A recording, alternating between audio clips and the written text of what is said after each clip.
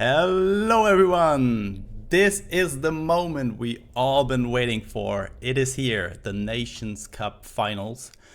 But before we start with the finals, we will have the bronze match first. I'm joined by Perdiaco to cast together with me. Germany versus Hungary. What do you expect? Very excited to be here. Thank you for having me. This is going to be a great match today and a good preamble to the finals. Two great nations in this Nations Cup. They both finished first of their group, then managed to get to the finals, but they have a good chance here to get third place. And not just third place, they also would secure themselves 250 diamonds and one card back of their choice. Rank 4 receives 1000 gold, 2 officers packs and 1 standard pack. Shout out to 1939 once again for offering so many good prizes here for the players, and later in the finals we will have even bigger prize pools. But for now, we will still have best of 5 format as in the group stage and in the semi-finals. Only the finals will be a best of 7. And after this bronze match, we will do a short break. And then in the finals, we will have 3 card reveals. After each of the first 3 matches, we will reveal a card. So definitely stay tuned to not miss that one. But for now, we will just look at the lineups here. For Germany, we will just have Terra, Baron, and Wild Eyes again. Wild Eyes, big shout out. He's here today, although his wife is having her birthday today. That's why he's also playing match number 1. So big shout out. He's just risking his marriage to play for Team Germany. And then we have Hungary with Asm, Casti, and 3 Pipit.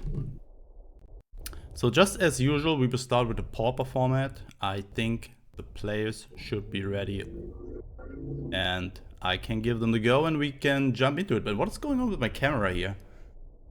Do I look a little bit blurry? No, I think you're fine. Okay, might be my eyes then, I don't know. But yeah, let's see. Okay. So first match, Wild Eyes, as I said, versus Asm, team captain from Team Hungary. And as you said, both won their groups, but were not too successful. A little bit unfortunate there for Hungary. A really close 3-2 yesterday. And Germany did not find the proper decks and not the proper cards to win against China and lost 3-1 there. And I hope both are a little bit more fortunate today and are able to secure themselves some diamond and the 3rd place in this year's Nations Cup. Let's give the players a go and we can already jump into it. Always excited for the pauper match, the first match, the start of the series. It's nice to see pauper. We've seen a lot of variety in every match in pauper, from the British, US, California, and supply drop deck to artillery and even unitless armaments.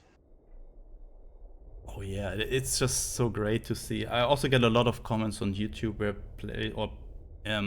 people just say, "Oh, it's so nice to see the variety. It's such a creative format." So people overall enjoy watching this and just are happy to not see the same decks over and over again.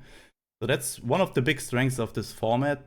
You just see different stuff in each round, and definitely looking forward to what you're going to see here. Looks like Hungary is playing US Artillery. Germany here.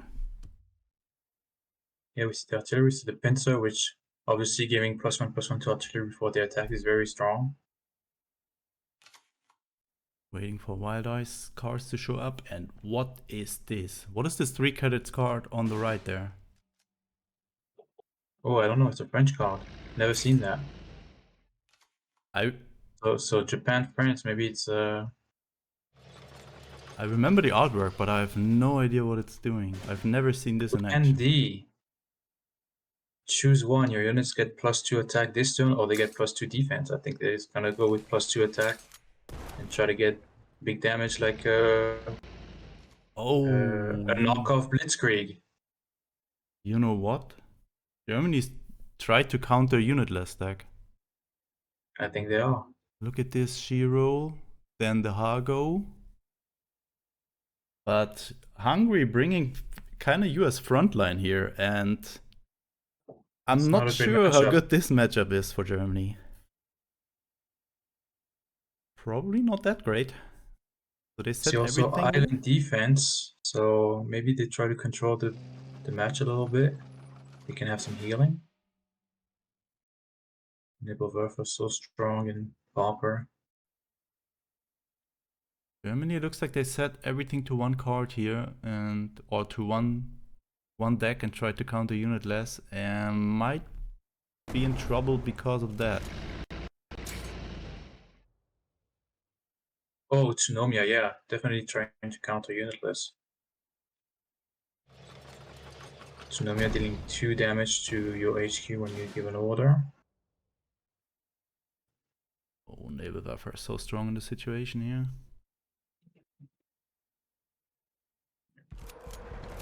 And if the 164th buffs it, it's gonna be a 3-3 artillery.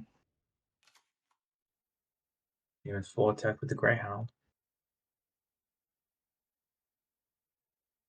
Call to colonies.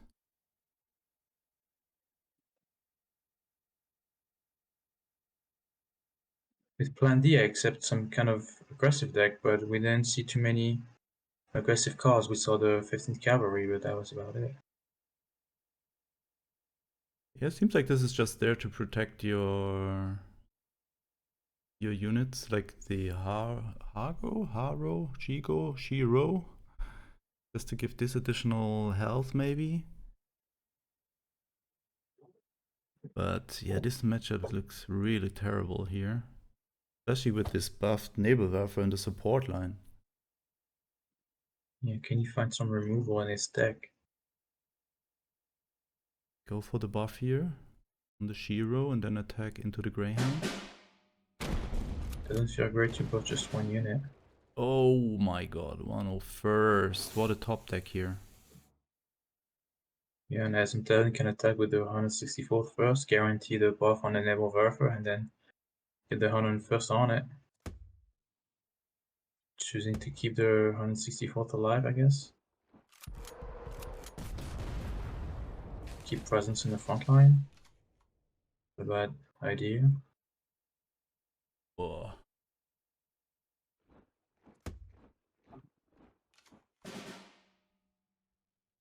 Yeah, this must be terrible for Wild Eyes here. A pincer artillery that is growing with each attack. And Asymptotic could give it +2/+3 with that shore bombardment if he chooses to. But that's already going to be 4 damage, unlike what the indicator says.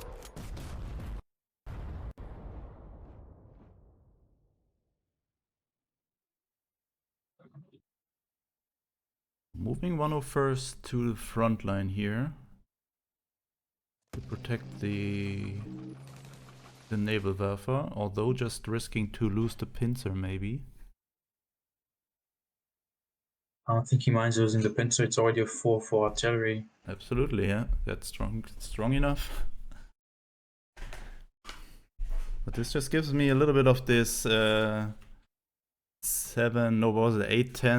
Hummel game there, but we might not see That was this again. Germany playing that. Yeah, exactly. And Hungary deciding to use Germany's weapons against them today. Looks like Wireless not having answers to this 101st, so the Nebelwerfer might just grow for another attack here. Yeah, and if he decides to play that Dragon Slayer, it's going to be destroyed immediately. So I guess he has to draw. Oh, finds defend and death. Defending That's that. important. There you go. There's the removal.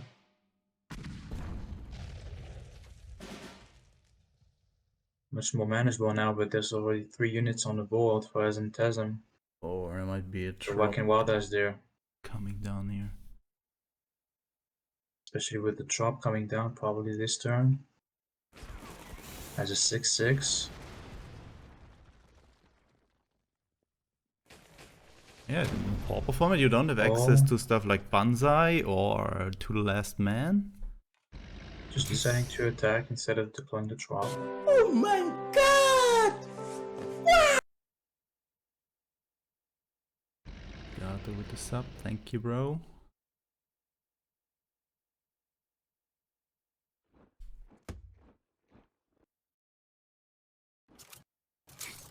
The Otsu are another good counter to Unitless, because if they don't play units, they don't have air units either. So it will have 5 attack on your turn. Yeah. Pretty good tech cards, but they're not too good if you don't face what you're expecting. What you expected. So Germany kind of in trouble here already.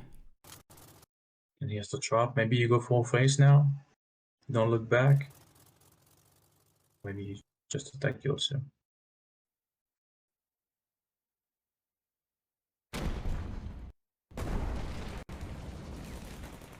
Doing some trades here. This Up the still sets up lethal. There's a Hien, but it doesn't have enough attack to destroy that drop. So maybe Wada's gonna have to heal and can draw with it with the island defense.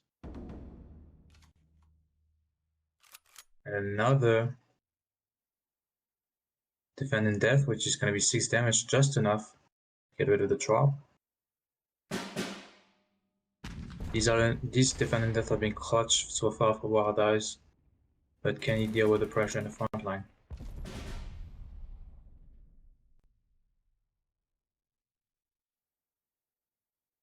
As Intesm has the choice to draw again with the Sherman, but he already has a pretty full hand, so he might just decide to develop a bigger board, maybe a California.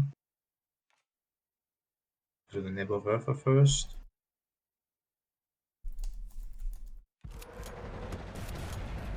That's California. Trying to get the buff on either the Artillery or the California, doesn't get it. It's only on the 101st. And the third defending depth. That's remarkable. Can get rid of the California. Doesn't have enough to also play the Hien and attack with it.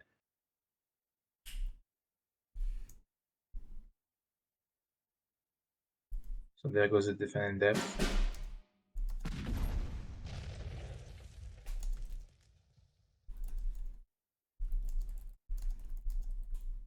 Now Waldar's probably out of answers for a big unit if Intesm deploys one like an 8/8 5th Rangers probably.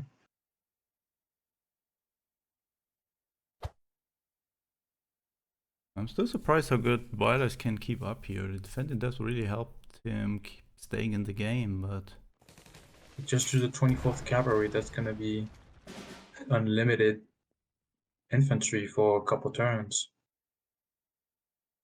Does he go for the 8/8 with the 5th Rangers? Yes, he does. And applying so much pressure now.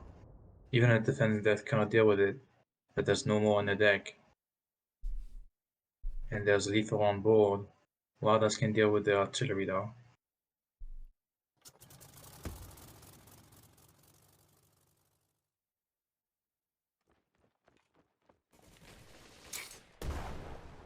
try to Greyhound away first to secure some health on the Hien. This 8/8 is really scary. Oh, he's just going phase. That's lethal now with the Greyhound. With the Greyhound, that's it, yeah. I mean, kinda need to take a risk there, but always short bombardment as well, yeah. That's just enough, yeah. There we go. Team Hungary. Securing the win here in match number 1. Pretty easily in that matchup, I would say. Yeah. Team Germany expected attack, but Team Hungary not playing into their cards, and therefore securing kind of easy looking 1-0 lead here, but White Eyes did his best, and now he's free to join his wife's birthday party here. And next up we will have Baron versus Casti in the Legacy format. We saw Baron bring the Siberian OTK, I presume, yesterday. Had no chance against credit denial, and that Lancaster who increased the cost of his cards by 1 every turn. That was quite brutal for Baron. That was the brutalest match I've ever seen, yeah. So Baron, I'm not sure if he's just, I mean, probably not bringing Siberian Transfer again, but maybe he is. Who knows?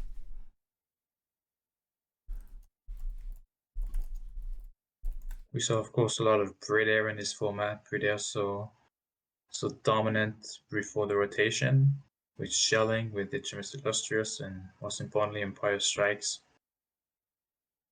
Not as strong anymore, but in Legacy, still strong. Yeah. Okay, so. Oh, whoa, they're already in it. Meine Güte. We also saw some unitless decks in this format before. We see 2 British decks today. Those with the Brits here. And Cassie with Bridair again. That's not the first time he plays it.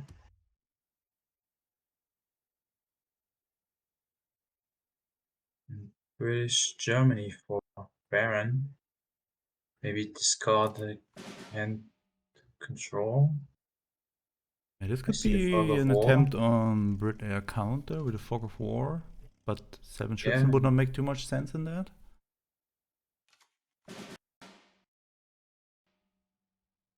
Yeah, maybe Germany allied to get the 7 strikes of Flammpanzer. They are great counters to those British bombers.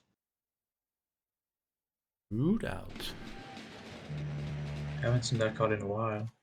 Oh, Monty is a good pickup here for Baron. Might buy him some time to find supply shortage maybe. And a great stuff for cast. There are already 3 air units down and a close air support on them.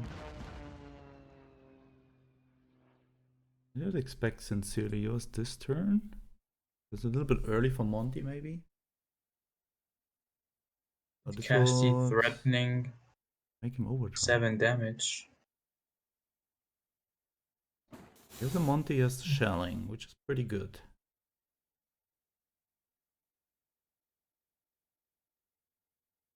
So he doesn't really have to draw. And if he draws, he would overdraw next turn. It's minus The 3 root out to damage take some here. of that pressure off. The problem with root out with Bridair having those buffs is it doesn't take out too many units. But at least it buys some time. Yeah, absolutely. It's minus 3 damage now, and maybe you can afford to play Monsoon Rod and then Shelling afterwards as a good board clear here, but might be. I mean, you can play Monty next turn and Sincerely Yours. Cassie's hand looking just a little slow right now. Yeah, no more buffs, no more airplanes that he wants to play into this.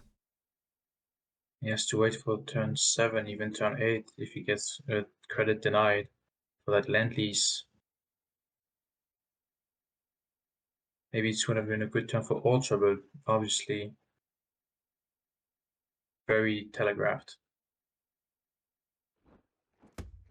Blitzen comes down here. Maybe waiting for another plane to block the entire support line before playing the Shelling and the Monty. And here it comes, that's a full support line. Maybe the Shelling is gonna be Yeah, a Casty big falling answer for to the that. trap here. Our board will be probably clocked up next turn, but with 2 air superiorities, there is a way to get rid of the Schützen, even if your support line is pinned. But the problem with the Shelling in this turn is that it destroys the Aichi, so another Aichi would spawn. Yeah. Oh, did I say Shelling? Yeah, I was talking about Monty. Yeah, Monty, a good way to shut down everything here. Priority. Default Highlanders, not doing too much against bombers. That gives an easy turn for the Ultra though. So maybe it's gonna catch a Shelling. Maybe Yeah. just a convoy. Be expecting it, that's the question. Probably playing Fog of War first to check for Ultra, and then play Supply Shortage. That's a very good play. With the Sincerely Yours, he's also having 6 healing in hand. Not be too worried here. About receiving 3 more damage, or 4? No, 3. And with the supply shortage triggering on Casty's turn, he's not getting the exactly. IGD A32. Exactly. And all these 3 units are gonna die next turn. So what is Casty gonna do with them? Yeah, that's a really good question. Do you go face here? I mean, there's a lot of stuff that can just deal additional 9 damage, right? Or 10 damage. You have Empire Strikes, you have maybe Lancaster in the deck. Because the C4 is not really a problem at your turn, right? Or at your opponent's turn. It's only having 1 attack. You don't care too much about it, guard. I think you just go face it with the bombers.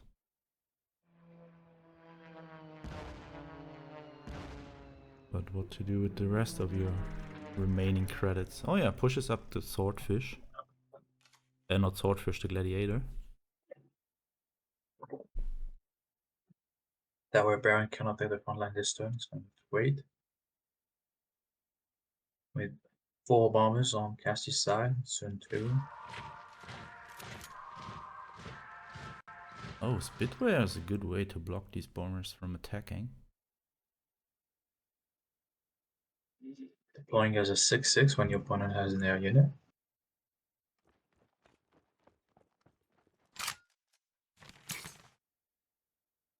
Still comfortable, not needing the shelling here. With all these airplanes only having 1 attack and sitting at 16 health. Do you think you have a little bit of time? Yeah, with that. Oh, leaving 3 credits maybe to make Casty think he has Ultra, which would block the Lend-Lease. Really important that 2 bombers died here. Otherwise this Empire Strikes would have been really, really huge. Casty going to Casty refill goes the for hand. it. Does not cause the bluff on the Ultra. Although he had 1 Baron knows it. credit left here, right? Where he could just play the... am I stupid? What is that 1 credit card in hand? The Brit one that gives... No, the other one. The close air support? No, the other one. The air superiority? Oh, close air support it is. Yeah, okay. Sorry, I'm stupid. I don't know. That's okay. It was a long week. Yes, it was. Now Baron with the Ultra up here. 1 turn too late. Could have catched a huge Land-Lease here. While Casty not playing around it. At the SQ up to 22, that's going to be difficult for Casty to burn all that down. Casty's still not with the best options here. What can I do? They could go shelling to pin and destroy the C4 with the Sonya. But the C4 is not that important to deal with. Very strange placement on that Gladiator. Yeah, now not They able to buff the buff all Sonya. 3.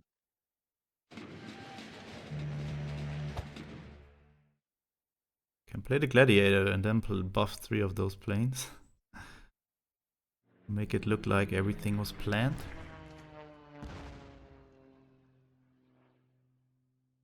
Oh, double lightning. Yeah, this deck from Baron really looks like Brit air counter attempt.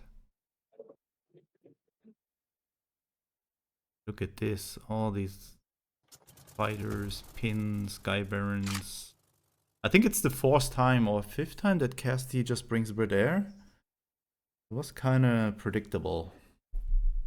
And this time Germany was right. Failing in match number 1, but I think this time they had a correct read here on Casty bringing Brit air again.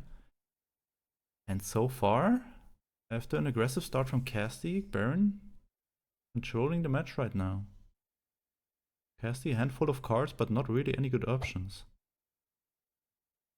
Yeah, and he's going to overdraw, so it's not going to help. Just the Empire Strikes coming down next turn.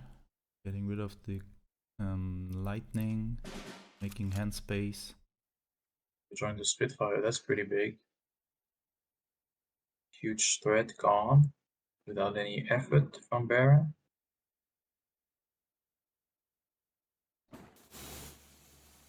Floating 5 credits, maybe Coming first. bluffing an entrapment.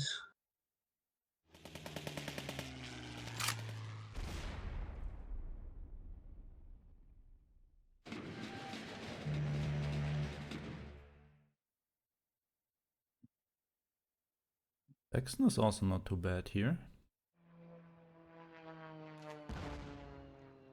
Goes very well with the Sonias that he has in hand. The Baron can force another overdraw by returning one of these units to hand. Okay, air superiority. Not as big. Not as big as the Spitfire.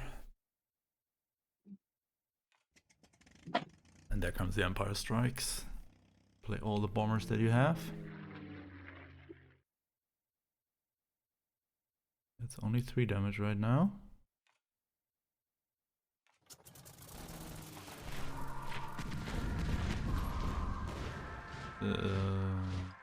Okay. This Can destroy the C4 that way. Choosing to destroy the C4 rather than the lightning this turn. Like that. That's strange. That would... You sacrifice one of your bombers now.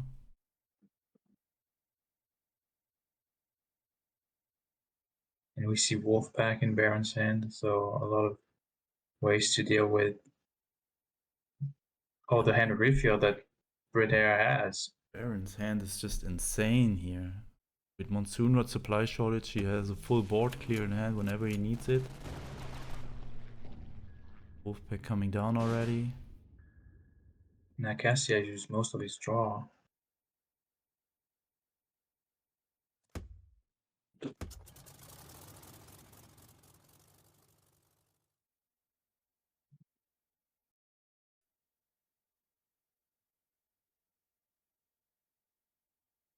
So it looks like a pretty strong board from Cassie, but we know it's gonna get wiped. Wiped out entirely by this Monsoon Rod and supply shortage. Yeah, I mean, we can also just play Skyburns and pin with the Sexton maybe, but I think full board clear with the opponent having 2 cards in hand is just too good here. Oh, and the Landly's top deck for Casty. Keeping him in the game here. It's pretty fortunate. Yeah, especially because one was already played, so he just found the second one as well. And Maybe he has 3 in his deck. that's pretty good, some pretty good draws here. Dragon Slayer, HMS, another Swordfish. Now with the Spitfire gone, the Dragon Slayer is the only big threat left. So maybe that's time for Scare Barons. And Baron may decide to deploy the Spitfire as a 4-4 with Fury, or just deploy a guard. Just the Blackwatch. Blackwatch is also pretty good. Just denies a lot of combos with... Or not denies, but makes it way more expensive if the opponent wants to play HMS into Empire Strike stuff. Just 11 credits for this combo. So this Blackwatch really doing work here. 9 credit carpet bombing. Would be one way to get rid of the Wellington. It's gonna be 10 credits to play HMS and post support and attack with both Blitz Bombers, which could get rid of the Wellington. Yeah, that's another good, okay line here. You also play the Swordfish as well and buff 3 of your units. Exactly. Decides to go for the Saxton here. And Baron has another full board clear here with Monsoon Rod into Rootout. Rootout also hitting his own units, but yeah, into shelling as well, you're correct, yeah. And another Blackwatch. Not what you want to see. Baron giving back what he received yesterday in that credit denial match. Casty finds the Wellington. But 7 credit HMS Illustrious here. This is not looking good.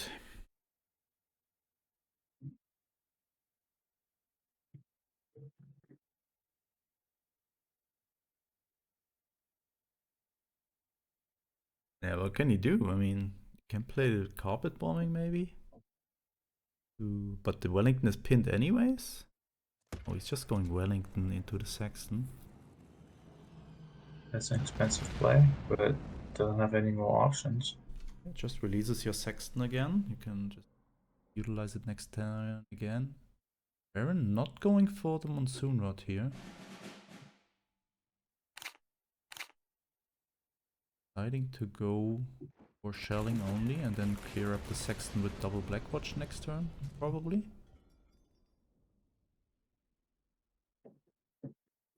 Fire as well. It's a lot of pressure on Casty's edge quarters now. Without having a guard on, Baron just secures himself 7 more HQ health here to be safe against any shenanigans, but there are not too much possible with 2 Blackwatches on board. Yeah, without these 2 Blackwatch, HMS and Naval Supply Run would be a great way to bring some pressure, but not able to play both of these cards at the same turn now. Plus 4 credits on every order here, on each of them. Lot. Slows down Casty immensely.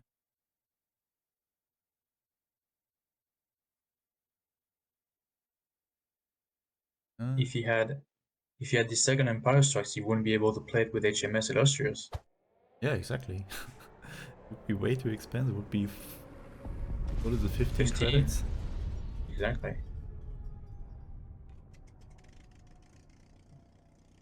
Okay, Carpet Bomber makes it that Baron needs to trade both of these Black Watches into the Sexton of it.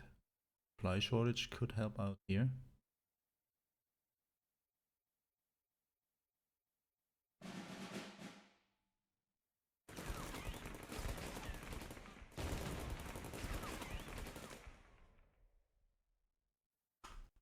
Gets him to 10, both going to die, Sexton and Swordfish from supply shortage. But also Baron running a little bit out of cards now. He still has the Spitfire. But other than that... With one Black Watch gone now, it's much more playable for Casty. Can play closer support with after the HMS and destroy that Black Watch. It was kind of really great here for Baron to hold back the Monsoon Rod. Now he's still having the option. He can find some interesting stuff with those 2 Arados. Maybe he just wants to clear with Monsoon and Root out, so won't play the Arados and just lose them. Yeah, how greedy do you get here? I mean, you can play both Eridus, get 2 draws.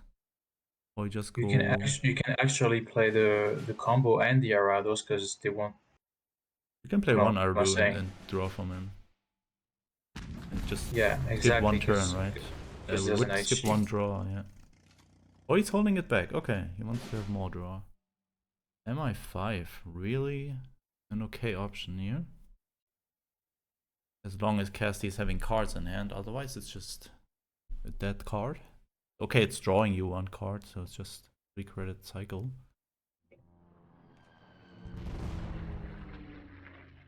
Casty running out of air units, cannot play that closer support. Baron needs to hit the naval supply run. Oh.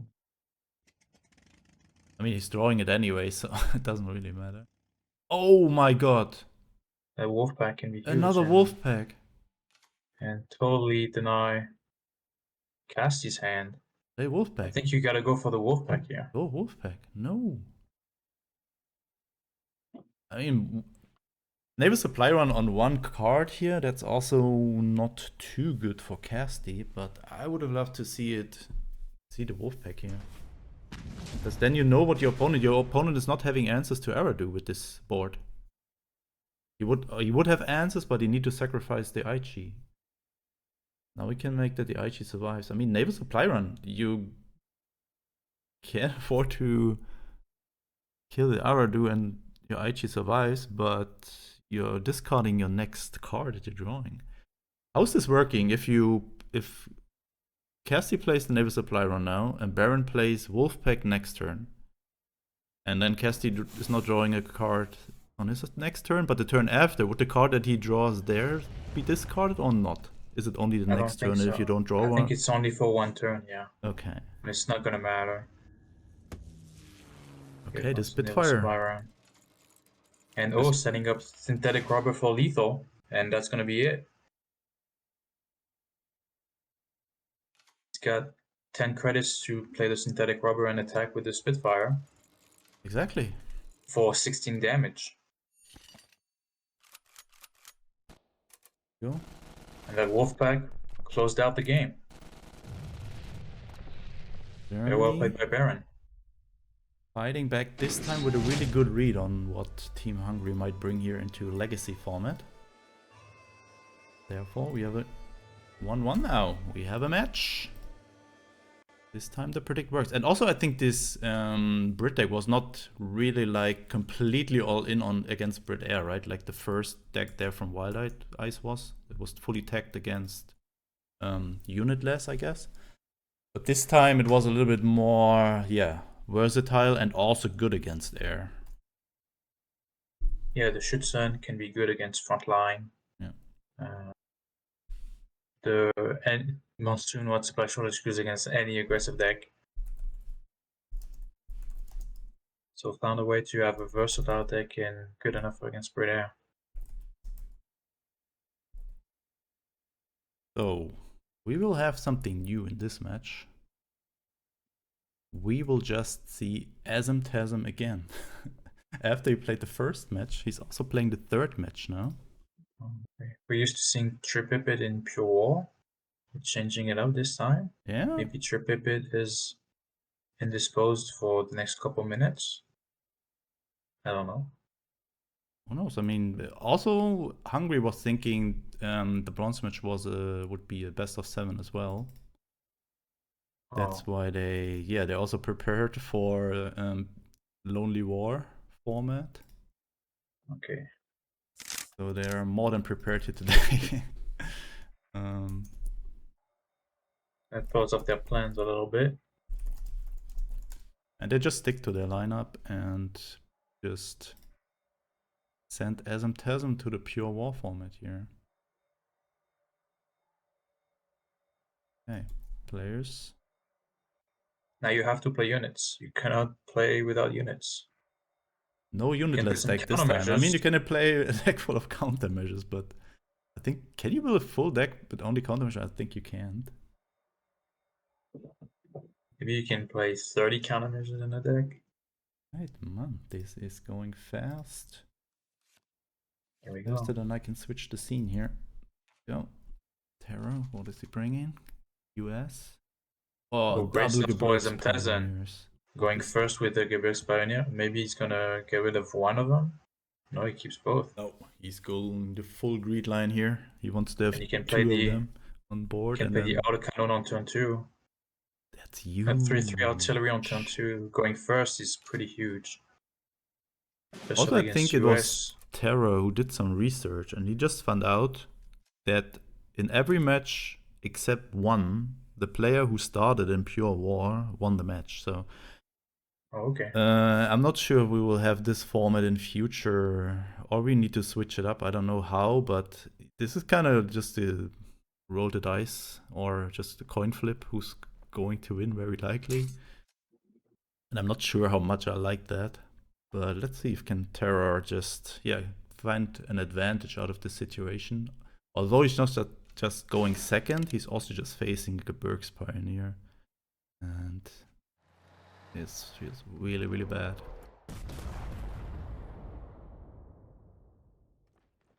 Okay, the ambush unit will stay on board here. Not able to attack into this. Or with the Henshaw. Probably has some 101st to buff it. Oh, what a strong board now. Tasm. Terra has the Pathfinders. At least something. So he has ways to whether get rid of the Katyusha or one of the Gebirgs Pioneers. But how much do you care about the Gebirgs Pioneers at this point? Asm is down to 2 cards. Yeah, don't care too much about them. Maybe a 35G to get rid of the Katyusha. Oh yeah, that's another good option. So you just kind of waste 1 credit with it.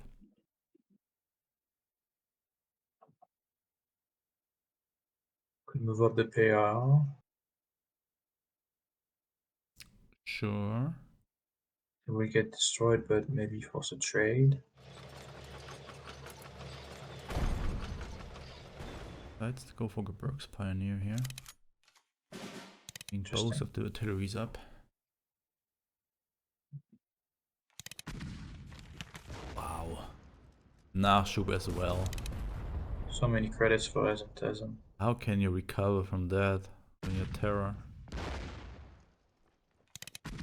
Not just that, also the Fury Bomber and a Yak Bomber in Asm's hand. That's insane. Can get rid of the Asymptotism Katyusha. can find a Martyr, that would be even crazier. That would be, yeah. Because he needs a way to refill his hand, because this autocannon is going to have to carry otherwise.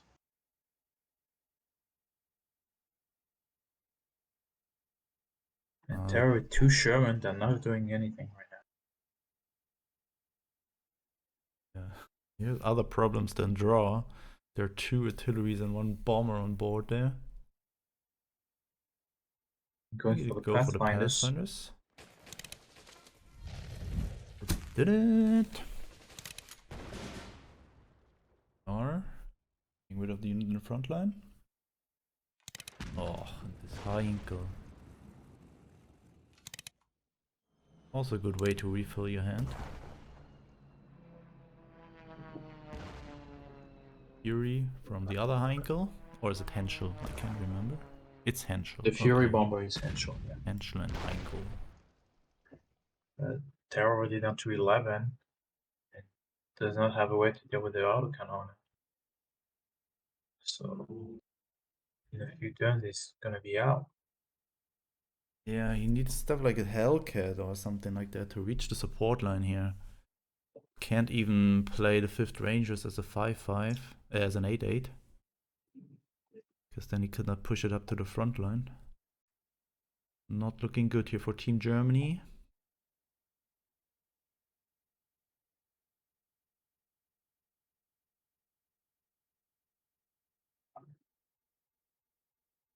Trying to find the options here, but you don't have too many, right? You have 5th Rangers, Sherman, 22nd, and a Martyr.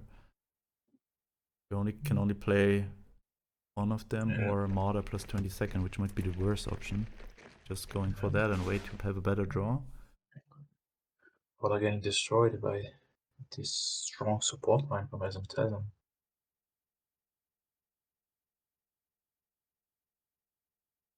You can just easily take this out.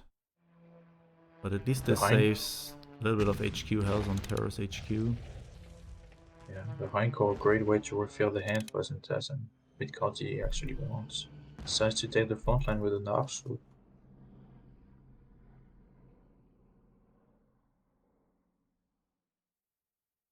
Oh wow. With the Panzer 35T draw, that looks pretty strong. 35T is pretty good here, yeah. Can take out the Heinkel.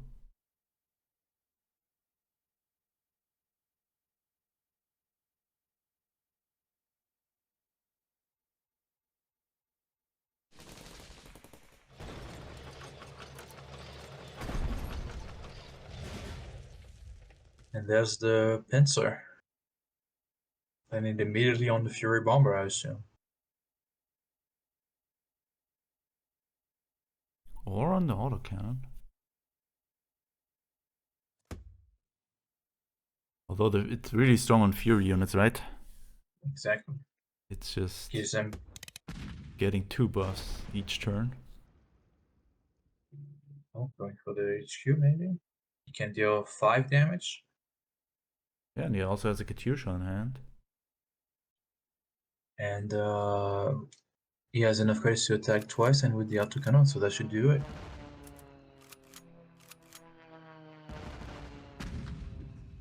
Exactly 8 damage. Hungry back in the lead once again.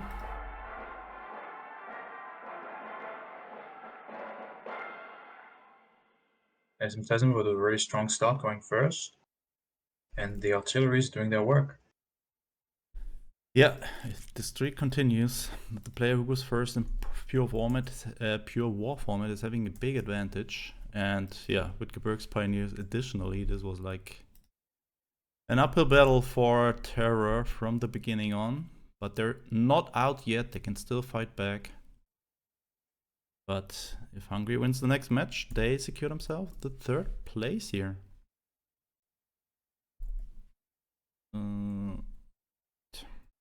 Little behind the scenes here with Team Prince, we tested with the German-Soviet artillery deck with the Panzer, 101st Panzer Grenadier, and we thought it was very strong, but we decided ultimately to go with Frontline, which is what Germany went for today, and this time going first with the Gebirgs Pioneer was enough for Hungary to take it down.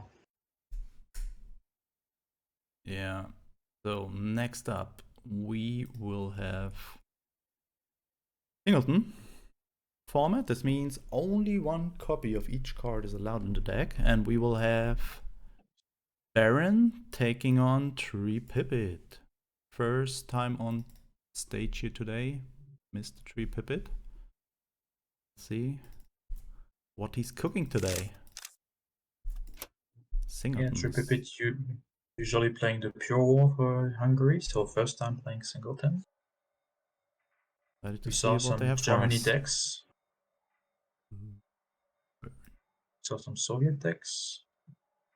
Not too many USA. A little bit of Japan.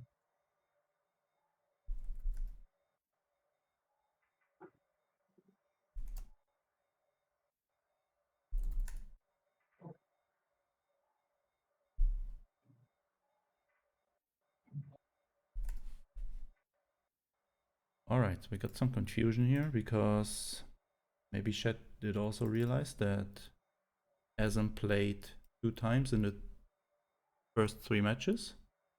But this is not against the rules. The rules say to win a match you have to bring all 3 players. Yep. And you cannot play a player twice in a row. And none of these was done here. It was 1-1 and Asm just played again after playing match number 1. So everything is fine here. Yeah, totally in order. Hungary just 1 win away from securing the 3rd spot in their first Nations Cup attempt. Really impressive. And they're only just 3 players, so you can also not really switch things up. We see Germany, Britain for Tree Pipit, and Japan for Baron. We see the Kokura's sword. Very difficult to deal with.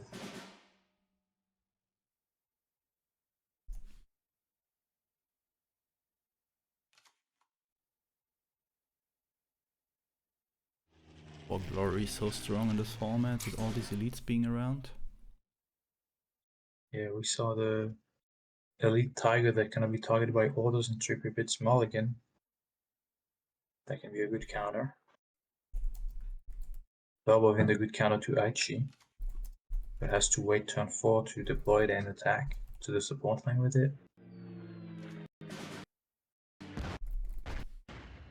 This looks like Japan control with Baron.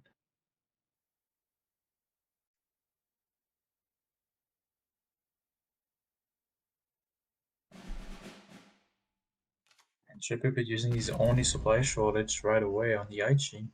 There's only one Aichi.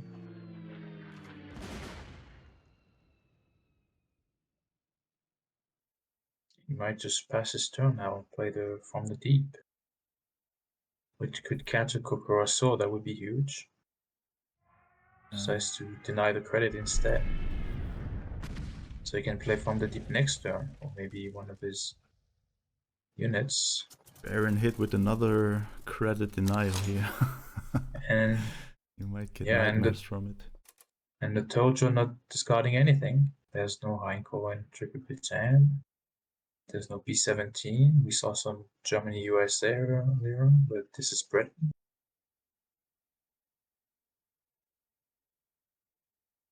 And we might just see whether the Lightning or the U88 there from 3-Pipit. Goes for the Lightning for the bounce. Very strong player.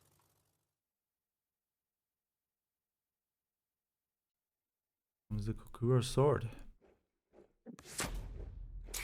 Now that Baron or that 3-Pipit is out of this Lightning, because he can only have one copy in his deck, Yeah. it's safe to play this here. It might stick. And what can Triple Bit do against it? It's probably gonna spawn some more units.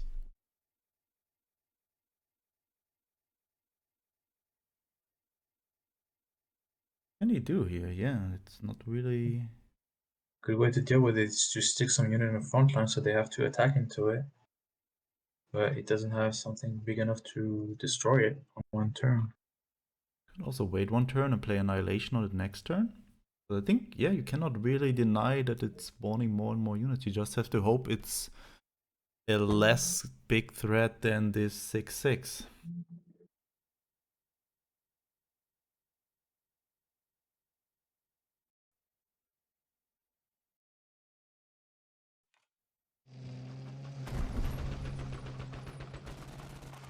Triple Bit just going for the HQ. Maybe a good plan knowing he has Comet in his deck. Probably.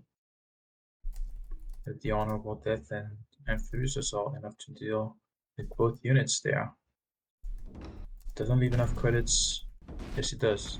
Enough credits for the Kokoso to move. We might see the Annihilation now.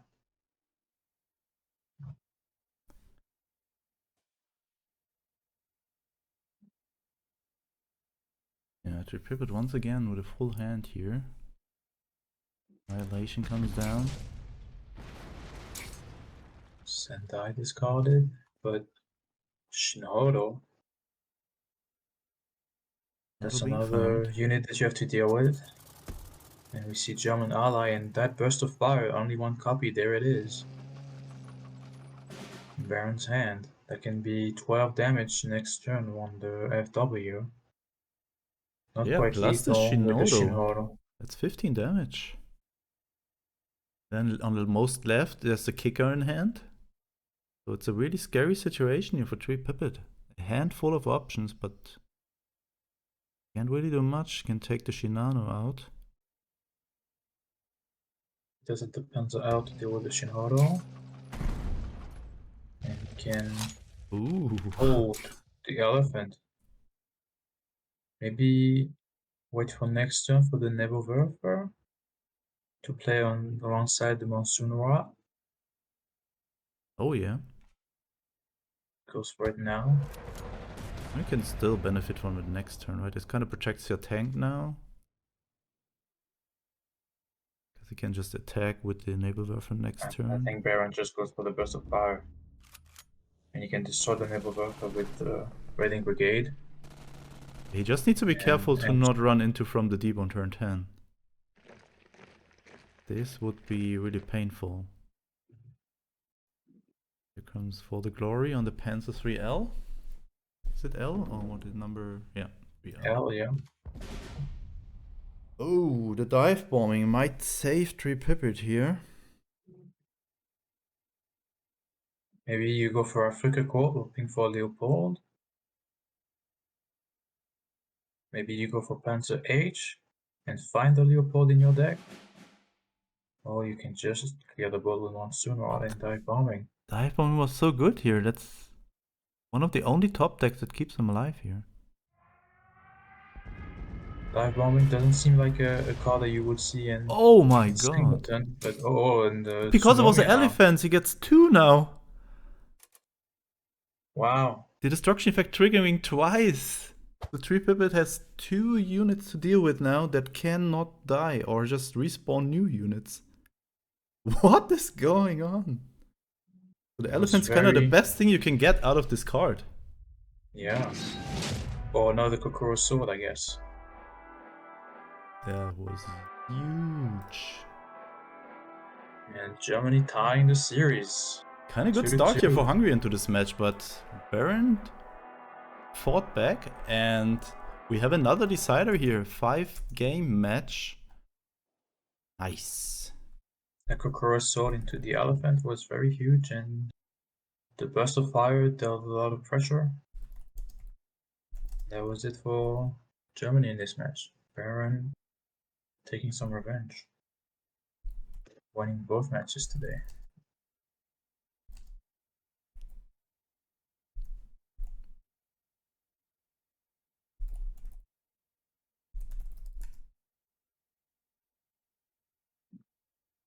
Alright, and the deciding match will be Terror versus Asm. So both team captains are here to fight it out. So Hungary deciding to play the line that makes Asm play the most. Maybe he's the one who prepared the most in all the formats. This is just standard, so maybe he's the one who's played the most louder this month. Terror needs 2 minutes. Time to already prepare everything, and then we have a really intense bronze match here already. That makes a lot of room for the finals there. What might come there, where we have a best of 7 even. Yeah, with one more format, the Lonely War, you can use only one nation, no ally nation. Are the players ready? I think Terror needs 2 minutes, but this is just 1 minute. Yeah, so Baron just excused for kind of a bug here with getting 2 units out of the destruction, but I think it's completely reasonable, right? With the elephants having the text, the destruction effects triggered twice. So I think it's kind of correct that you get 2 units out of it. And Yes, yeah, it it is. was really strong. And got 2 good units out of it. And in addition to that, did Tree Pipit maybe? Okay, he kind of was dead to Kicker anyways, right? But I think he had a chance to find a Leopold maybe and send those units back. But I was not completely sure. He was at 4 health, right? yeah, he was at full health. It was turn 10 for him. So, and he didn't have the Leopold in hand, so he would have to use credits to find it. So I think it was totally reasonable for him to surrender here. Alright, so Terror is ready. And the Asm is ready as well. And here we go into the deciding match number 5 in this bronze match. Asm Tasm for Team Hungary taking on Terror for Team Germany. Both team captains fighting it out. Who's getting the 250 diamonds and 1 card back of the choice, and who's left with 1000 gold and a few packs. Are we going to see Jaguar against Soviet Control? Yes, we are. This is the classic matchup on the ladder. And we saw Asm Tezen get rid of the cavalry on his mulligan, knowing there's probably a sickle in Terra's hand, and they would die immediately. Even though that's not the case. But there's a Bryansk, and how do you deal with a Bryansk? That's very difficult.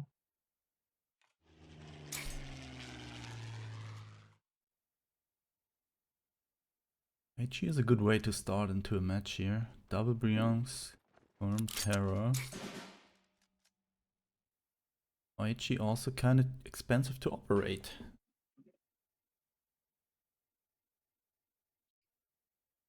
A Terror with That's what Asm Tezen was hoping to see. Yeah. Deciding just to bypass these guards and attack the HQ with a bomber. Yeah, with the 0 attack, they're not doing too much. So what Terror can do here, attack into the IG and then play... Oh no, it's not receiving damage back, so never mind. I was thinking about Red not Banner, doing but it anything. needs to receive damage. So this Yeah. is not working. Going for the draw here instead. Trying to find better answers. Fear is a good way to stop the Aichi.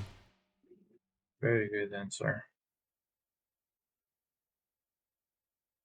And So we see Italian ally for terror. as 2 lions for a day. They can deal with Dragon Slayer, they can deal with Key 83. starts to chip away on the Bryansk here.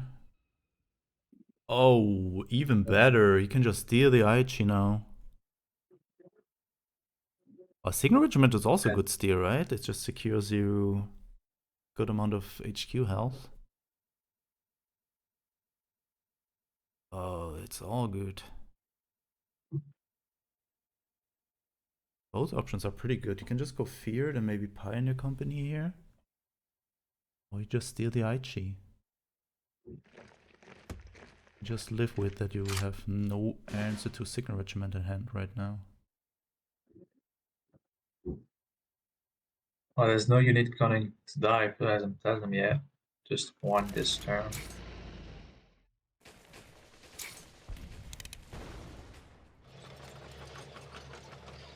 As it doesn't can draw. I mean, will draw. The Martyr as well. Could also utilize the Martyr as a draw engine here. Or you just go for another expansion as long as you're having units in the front line. Yeah, take advantage of that front line where you have it. Going second Aichi.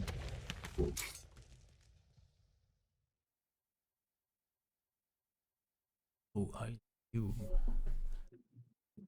I also expect kind of Winter Warfare in Terra's deck here. Definitely. Not a single sickle found by now. I assume there are a few in Terra's deck that could help the early aggression here, but double Bryansk is also not too bad against aggro to start with.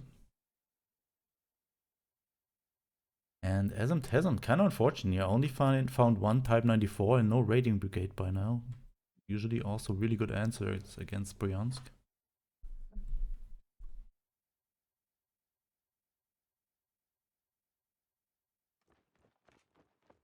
Comes the Engineer Battalion. Oh, this is a huge board here from Terra. Protects against the Aichi, 5-5 in the front line. As I'm kind of with the back against the wall here.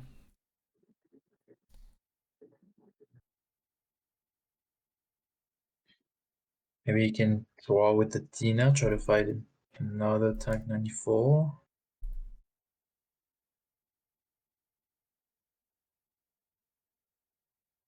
Yeah, would not have enough room on the support line to deploy the Type 94 to get a surprise attack from its deployment effect. So it might be time for the Sendai.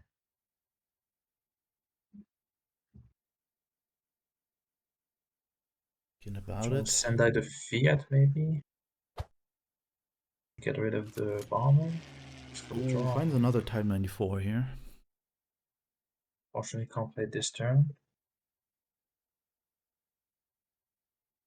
I would have liked to see maybe the bicycle to destroy that 5-5.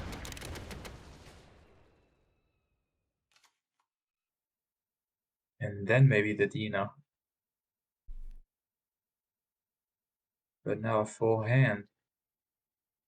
So he's gonna overdraw. And there's the sickle.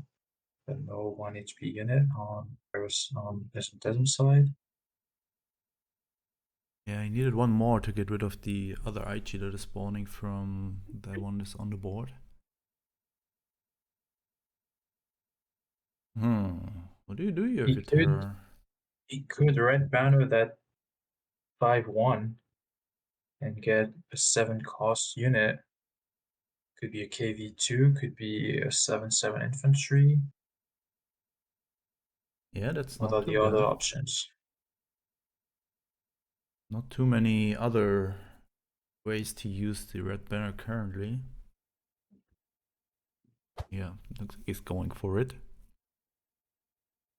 Yeah, the only other option is the 34th card. Wait, but you attack first, right? Yeah. You attack the HQ first, exactly. Takes So which one is first. it? It's the 34s. worst statted unit, I would say. But still a strong one.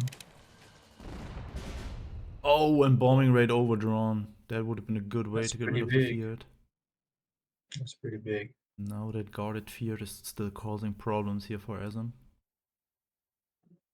Maybe he has to sacrifice the IG into it.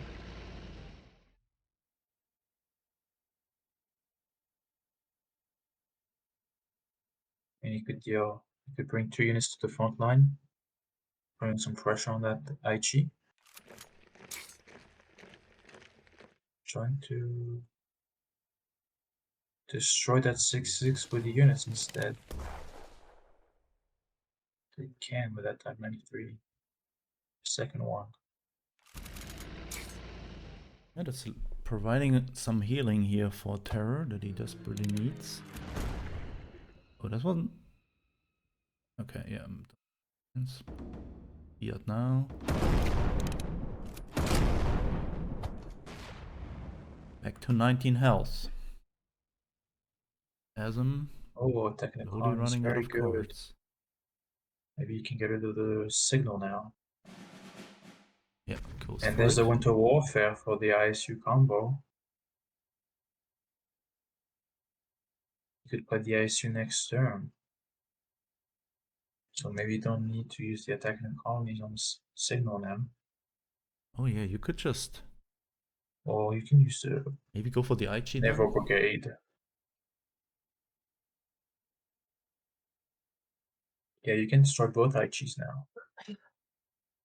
The problem is the naval supply run might just out heal it. Might be So big. how's Terror attempting this?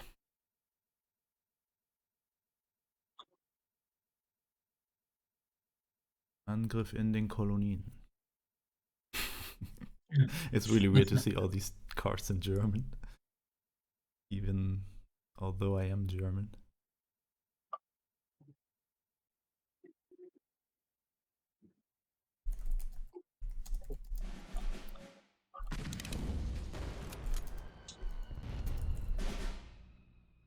Attacks the HQ instead. So it doesn't down to 10.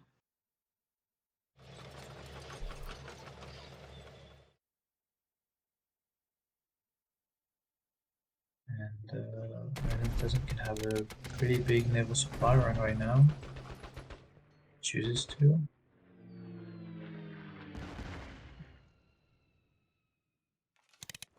Going for 22nd Infantry to draw and finds a Sheathen. That's pretty good. Oh, he's utilizing the airborne to get rid of the naval Naval brigade to get Brigade. rid of the signal regiment. It's very strong. And he still has the full board clear with ISU and Winter Warfare combo. One Plus quite deal with the decisive second defense. IG. Line 4 they might come in huge later here on the Shiden. And maybe some buffed units with the naval supply run. Yep. Maybe time for it. But if I could draw, and sacrifice it into the Bryansk. That's 2 Bryansk gone now. And there's a decisive defense. During 1 HQ Run health right here. into it.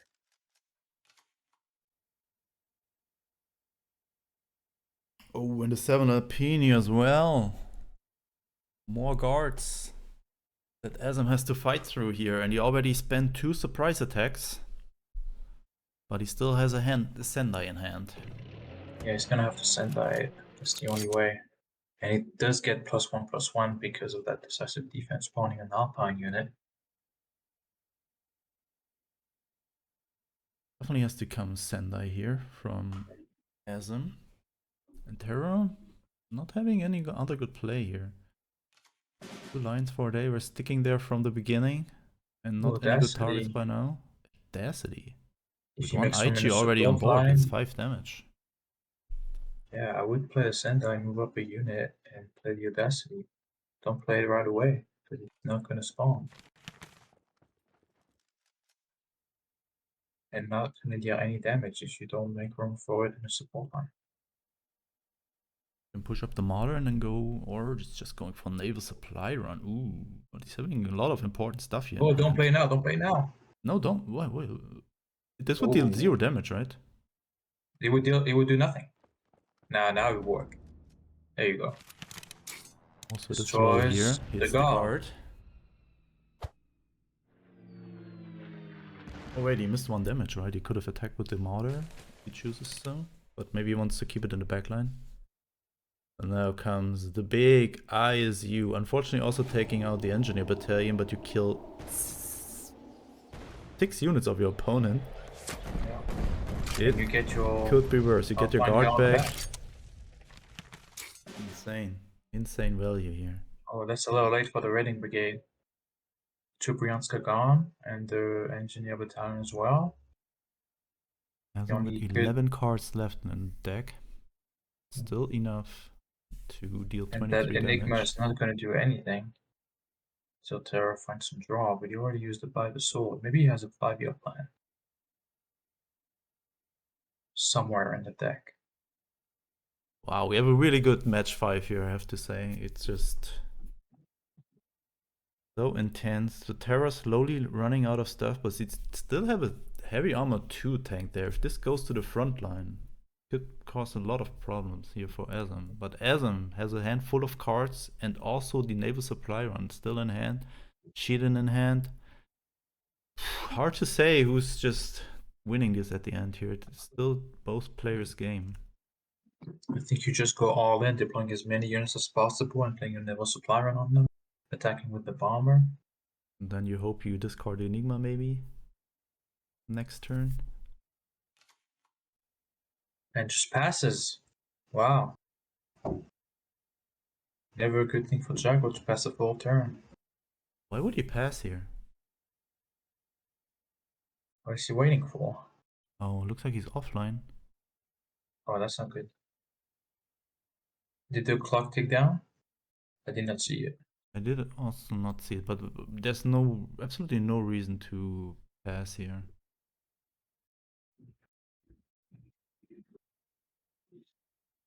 So I think we might just Terror see.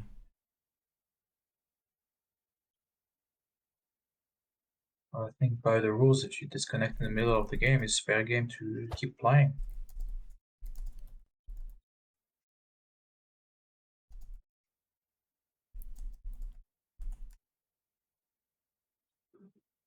Now Terra's clock is going to tick down. He's going to play. And block any deployment effects. No answer from Azam yet. Looks like he just disconnected completely. Also no cards moving here. What a sad finish. I think it was a very difficult position for us and Tezem in any case.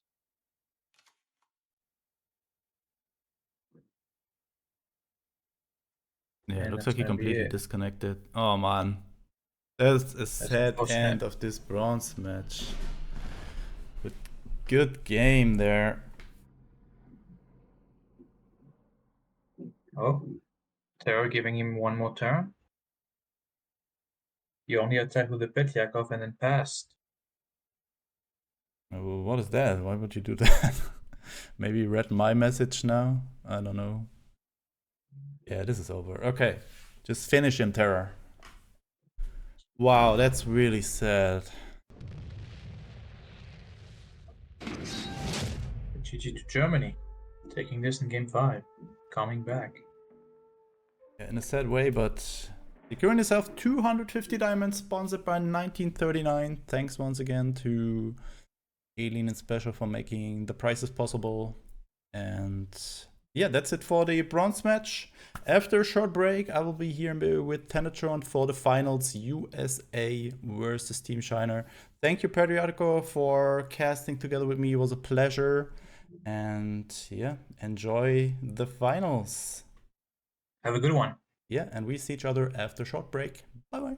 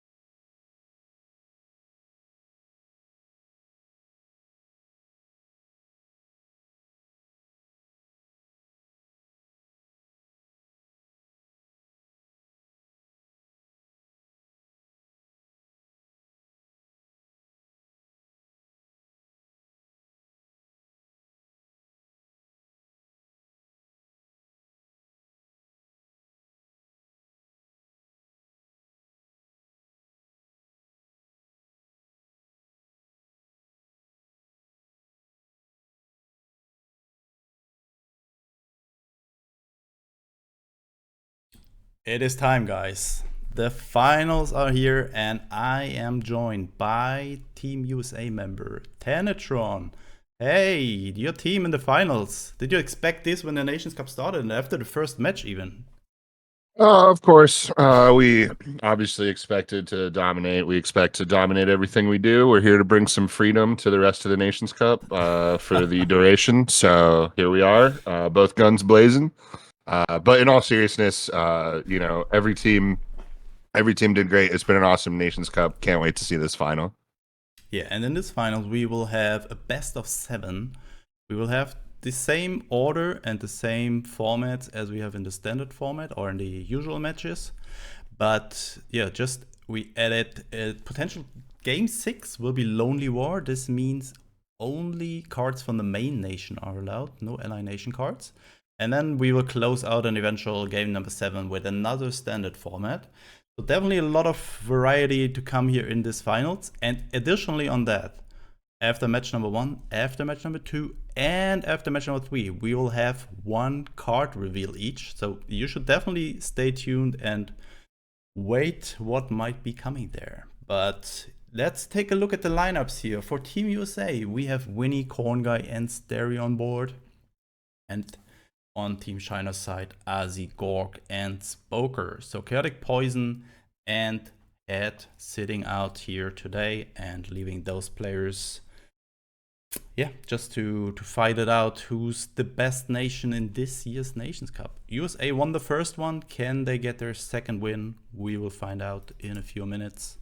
First match, pauper format, will be Winnie versus Azi. So both of the team captains already there to fight it out here and give their teams a good start into this finals. I think Vinny's played just about every pauper game for USA, and I know that Ozzy has played some for China. So there's definitely some strong continuity here. The team's trusting their pauper players. You might think, with some of these alternate formats, the way that the restrictions happen, that they might sort of cut down on some of the choices that the pilot has to make. Might even sort of simplify your decision trees as you're sort of going along.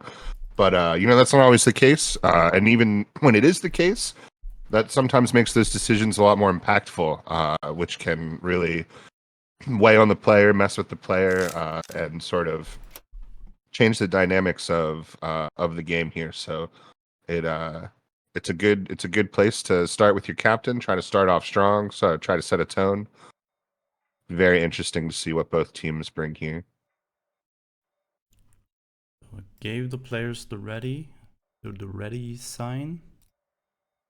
And also have the screen share from Vinny now. And whenever they're ready, they could already jump into it. And then we will have match number 1 of the finals. So the first team to reach a score of 4 will be this year's champion and secure themselves 750 diamonds and 1 card pack of their choice, which is also just worth 30 diamonds. But you don't need to wait until it's in your shop rotation to buy it. You can just select the one of your choice. I think the Champions card pack is no longer available, but I think there are also a lot of other cool card packs in the game that you definitely can choose from. Absolutely, and I believe that can you purchase the expansion with diamonds? I don't know. I think you could in the Or past, is it still just but I'm not gold? sure. Either way, 750 diamonds is going to buy a lot of officer packs for that new expansion. So Yeah, at we're least only yeah, a you couple can buy days them. away, and Yeah. everyone's going to have a lot of needs or a lot of cards they don't have once that drops. And there we go. Match number 1 going to start right here. Team China versus Team USA. Let's go. Azi bringing Some big stuff from Azzy. Those M4s. The M4A2 has been played a little bit. You get those 2 tanks. Pretty cool. Oh, let me get Vinny's view in here.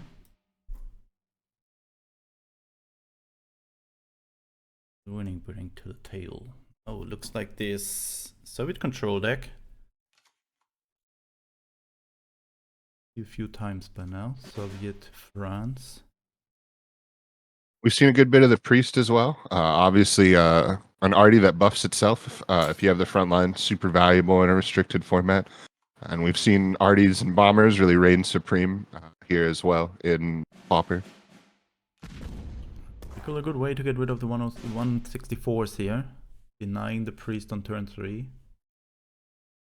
But the Greyhound will make it maybe when he's choosing to let it on board to bring down the priest, but I'm pretty sure he's aware of the priest here and trying to remove the Greyhound instantly. And with a Fury Ambush, also just dealing 3 damage to face. It's a really good illustration of like how these players adapt, right? These players are they come from the full meta of the full ladder experience, where a priest is not really something you're ever concerned about. You know, no one's playing around priest in multiple ladder games. But these players are so good at quickly establishing a meta or their understanding of a meta and already knowing that like, oh yeah, turn 3 priest, this is pauper, that's a thing. Pretty good use of the hammer here. And yeah, Azzy forced to play unbuffed priest.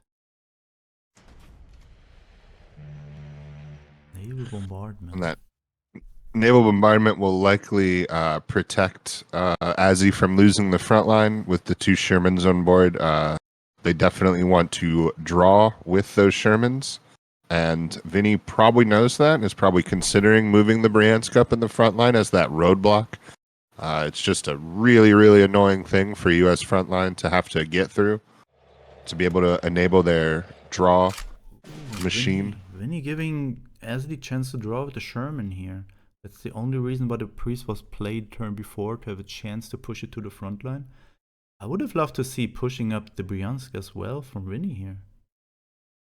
To deny the Sherman. Perhaps thinking if he can get that heavy armor tank in the front line, maybe that's a better, more consistent roadblock. But as you can see, the tempo for Azzy just allows multiple units in the front line. The Polish Blitz T-34 for Vinny, though, maybe not this turn, but soon, is probably definitely going to be a good get. Maybe even this turn to clear that 1-3. Oh no, it's 5 credits, not 6. I can count. Likely we'll see Vinny. Yeah, maybe just guard up with a T60. Confusions play big here as well. Right now it's only that Greyhound, so Vinny definitely hoping to see something more advanced. But like that priest is gonna maybe come down and get buffed, and that'll be maybe a good thing for Vinny to steal.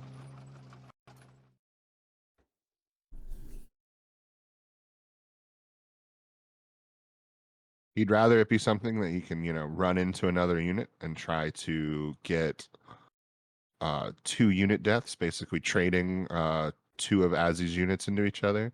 But if he can only grab a priest and get a kill, that's not the worst. Absolutely not, yeah. Kind of a heavy hand for US frontline from what we're accustomed to seeing, especially with those 2 big 6 cost M4 tanks. So that is playing around confusion really well for Azzy, whether they're aware or not.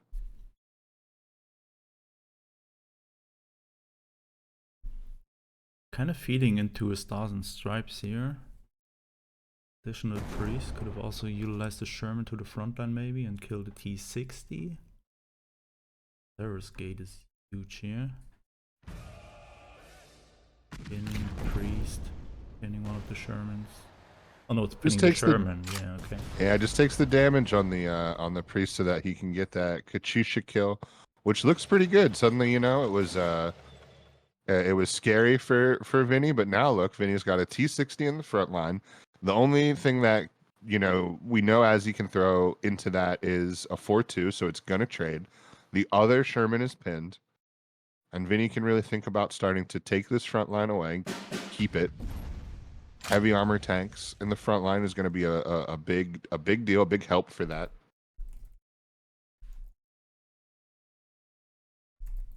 And even if that Rima comes down, defend in depth in Vinny's hand, so that would be 5 damage. That would be 5 cards in Ozzy's hand. So that defend in depth can maybe not kill the Rima, but can certainly kill a Sherman that will be given mobilize, and that is going to be a big deal. I honestly wouldn't mind seeing the M4 play here as well. Just drop 2 big tanks.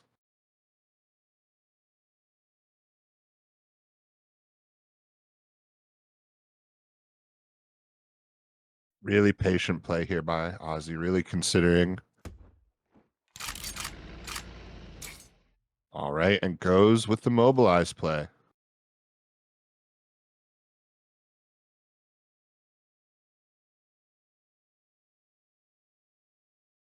This is very tense. Yeah, both players playing a really tactical match here. You really have to put a lot of thought process into each turn.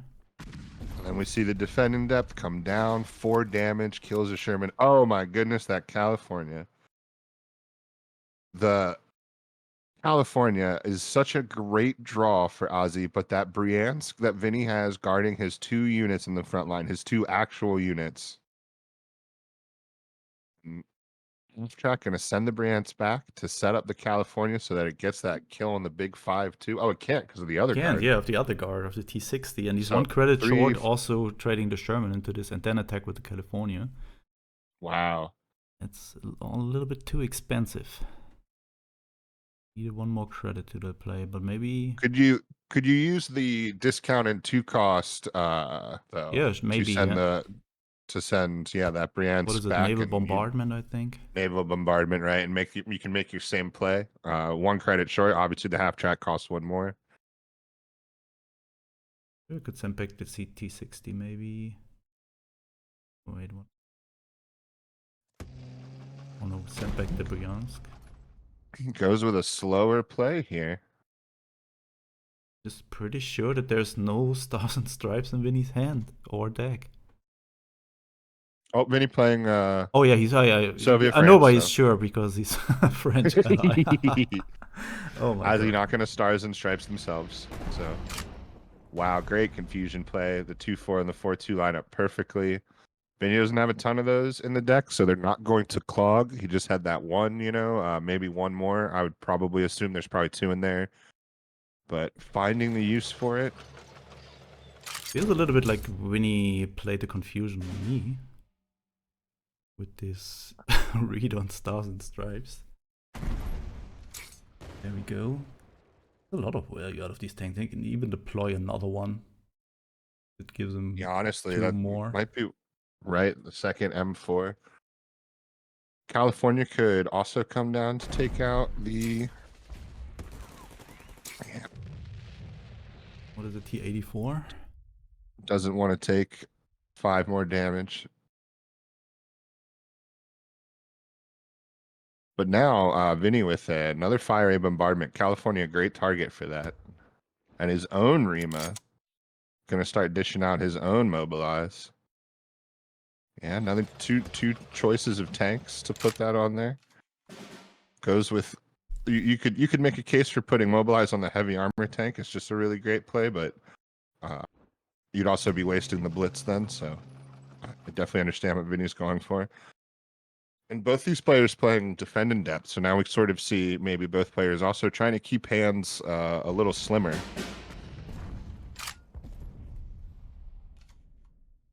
And a great play there from Ozzy. Throws the 5th card back to Vinny, therefore giving him 5 cards, therefore upping that defend in depth 1 more damage.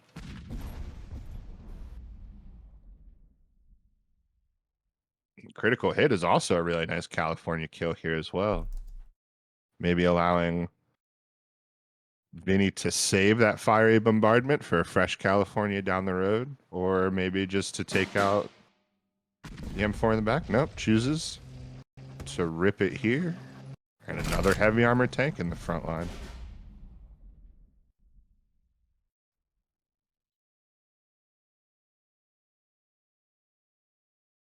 Ozzy with can throw the half track into that Polish T-34, so I don't suspect we're going to see P-47. I think that's going to get saved for No, it chooses to a go better for the choice. We can do it instead.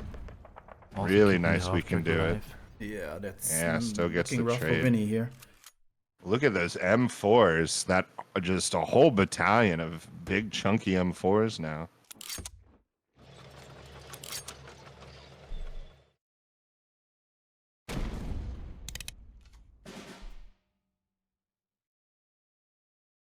Ozzy with another Sherman, but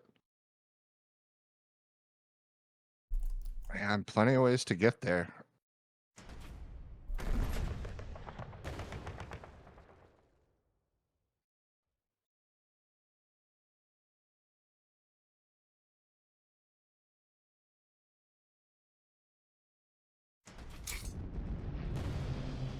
We see the battery come out with a double front line. Ozzy saying, I'm not losing this front line again.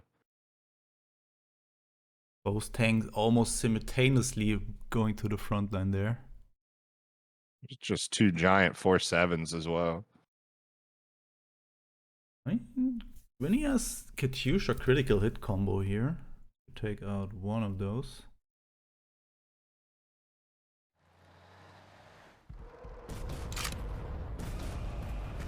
Is he also having another Sherman here to refill the hand? What does Vinny do here? Does he go for, yeah, he goes for the double Rima. So the Rimas will put mobilize on each other, which is very nice. And then, of course, mobilize on that Artie, and that Artie is now double guarded. Probably not going to matter. The battery in Azzy's hand's going to see quick work of that, but Vinny certainly knows what he's doing. Priest is a good get as well with all these big tanks on the front line.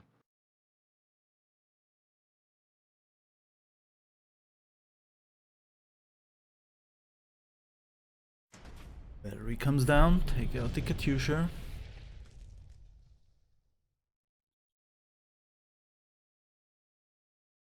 So there's no such thing like double mobilize, right? Mobilize only gives +1/+1. But can you have... He gets double hit by Reamer? Not really, right? Yeah, I don't think you can contain the card text twice. And we see other cards in the game, right? Oh, I can't remember the name of the card, but when it loses mobilize, it like gets +1/+1 or something like that. We see a couple things that have funky text like that where, or I'm sorry, there's a unit that when it has mobilize, it gets +1/+1, so it gets sort of like a +2/+2 while it has mobilize. But it's like a very specific text instead of some sort of double mobilize. Oh, that half track send the 6/8 back. So nice. And pretty good stuff that Winnie found on top here. Now the T-34, 17th Rifle Regiment. I would have to imagine we see Priest here. Yep, immediately. And then maybe just go face here for Ozzy. Send it to 10. I don't think that you want to pay for the trade here. Oh, draw is also really nice. Yeah, two more draw. That's two P47s now. Maybe A-okay with Vinny driving something up to the front line here so he can grab some value that way. Vinny with a hammer for the Artie. How many cards do we have left on our players here? Yeah, only 9 and 13. Yeah. It is pretty rare for Pauper to go anywhere near Fatigue, right? Have we seen any Pauper matches go to Fatigue so far? We saw matches go to Fatigue, but I'm not sure it was Pauper, but this is definitely a back and forth match here. Both players slamming down the big boys and removing them. Definitely interesting to watch, and a really worthy first match here. The 8/8 is going to be really interesting here. You know, Vinny has that critical hit, but if you've got to throw something big into the 8/8 to get it injured for critical hit to matter, oh, great Brandsk draw. And those P47s also, as long as Vinny is content to stay back, those P47s aren't going to matter much either. 2 8/8s on board here for Azzy. But after that, there's not much. I mean, 2 P47s are kind of good, but they hit random units in the front line, right? And with this Bryansk and all this small stuff, could be a problem to hit the big boys there from Vinny. So Azzy kind of needs to do everything to protect those 8/8s and utilize them as best as possible. And then there's really bad here with the small hand sizes. Yeah, only 3 damage on that, so half a Bryansk, not really too much you can do with that. Vinny not afraid of Stars and Stripes in Nazi's hand. No idea if China is playing one.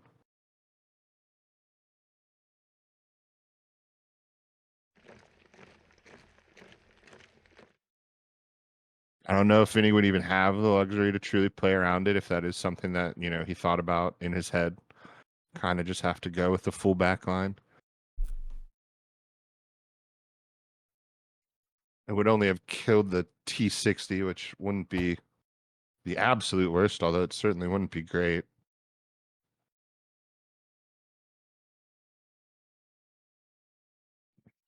Huh.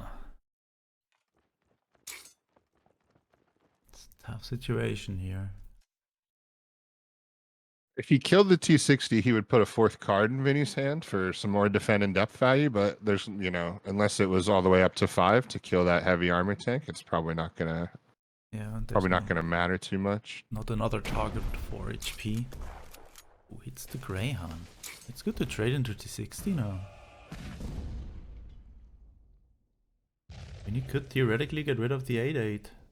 Trade the Bryansk into it and then attack with the T-34, but is it worth it? Probably not. You lose 2 very essential units here, and your opponent also needs to spend 4 credits to operate these 5th ranges, so I think you just leave it up to them. Fiery ambush after that tank would also be a nice way to find that 8 damage. Although you gotta assume now that Ozzy's not gonna let that Rima stay up.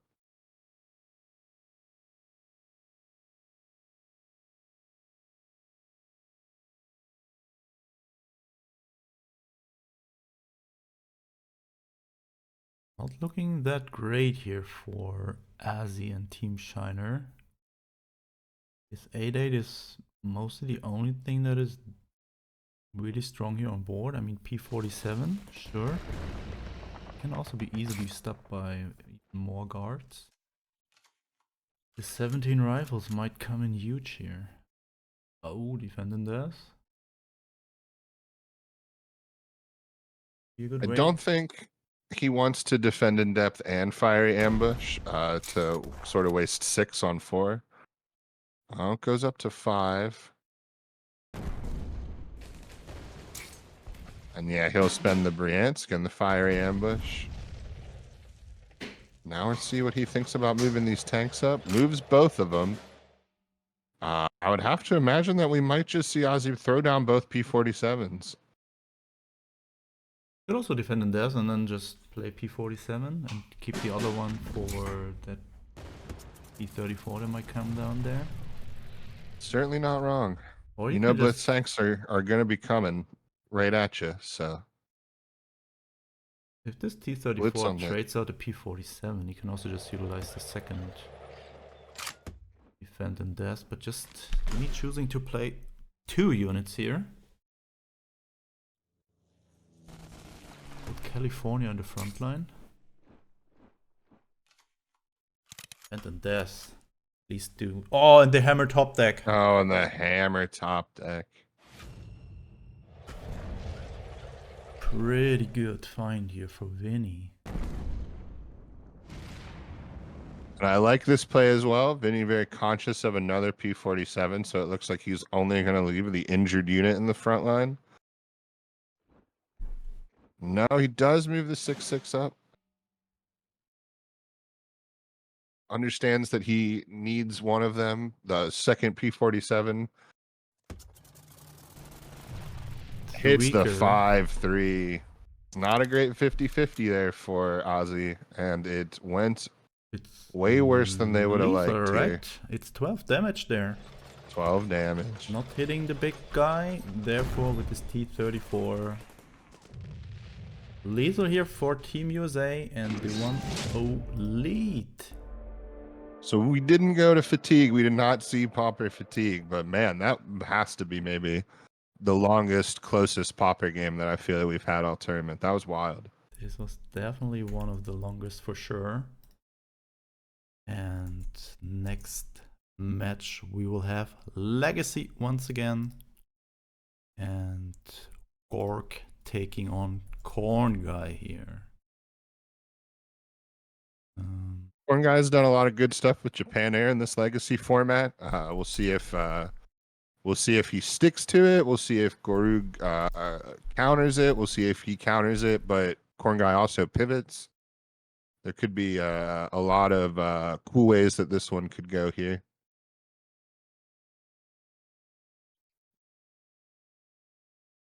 Oh, wait. We have a card reveal. Ooh. So the first card, one of the 3 that we are going to reveal today, will be Finnish Fighter. And let's take a look. We're just descending into nothing. And we have the feared G50 Finland version. Has +3 attacks against units with higher attack. For 2 Which credits, is really a nice. potential 5/3, right? Right, and I think that what's important at times we've seen something like that. We've seen it be more conditional, like maybe it has +3 attack against air units or has +3 attack against ground units. But obviously, we see everything, right? Anything with higher attack. So anything above 2, this thing is 5/3 for 2 op, which is pretty nice. So for a limited fighter for new country, I like that. Yeah, I mean, and in the early game, usually you don't have units that have more than 3 health, maybe. And in the mid game, 2 credits to pay for a potential 5/3 looks pretty decent. I think Finland overall has some pretty cool cards right now and pretty strong cards. So this just, I'm not sure if this will make it into a Finland ally deck, but it definitely has the potential to be a very strong card. Yeah, Brit Finnish Air is on. It's coming. Just wait. Somebody will do it. Please not.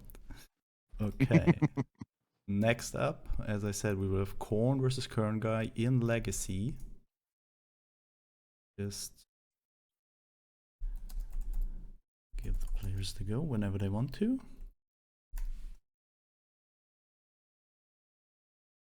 So for those who just watch and don't know yet, the expansion is dropping next week on Wednesday. And yeah, guess who's there at day 1 and tries out all the new cards? Correct, will be me.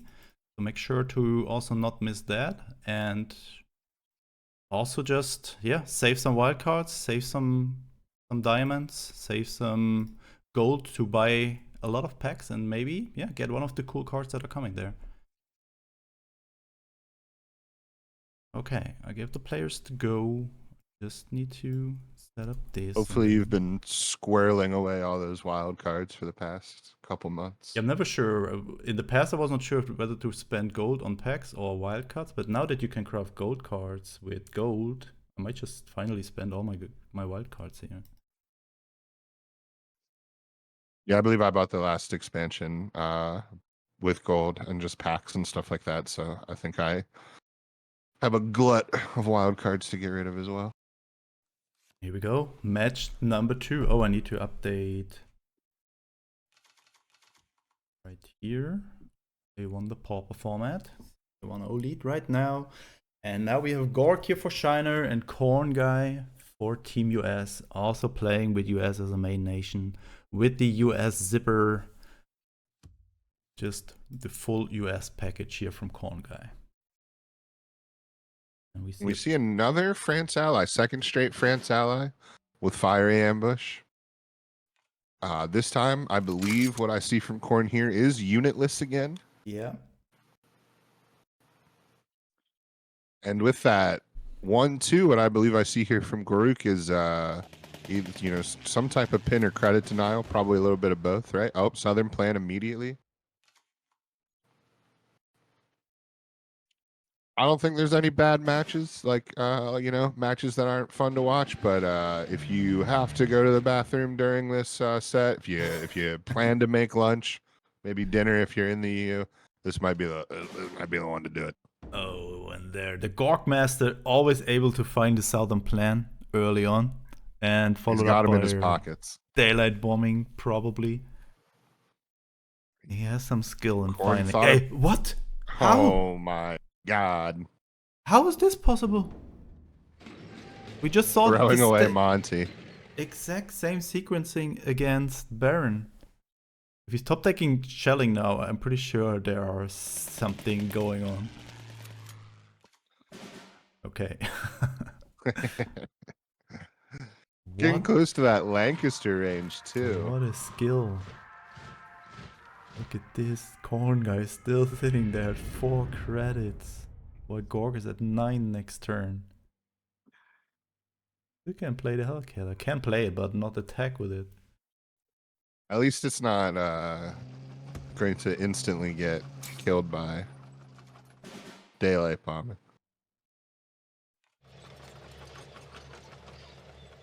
So you just go double supply shortage for 2 draw and doesn't have to worry about it? He does. After Yeah, I that first mean, supply shortage, he probably could have just pinned it, but hey. knowing that the supply shortage is not hitting a lot of targets here on Corn Guy's deck, but Corn Guy finding the second Hellcat in the deck. Utilizing Fury Ambush first, as long as there's only 1 unit on board. Both Yeah, that players... Hellcat might be the only other unit for Corn Guy. Yeah. Both players, but with decks that don't run too many units. With the daylight bombings hitting hard here, the credit denial.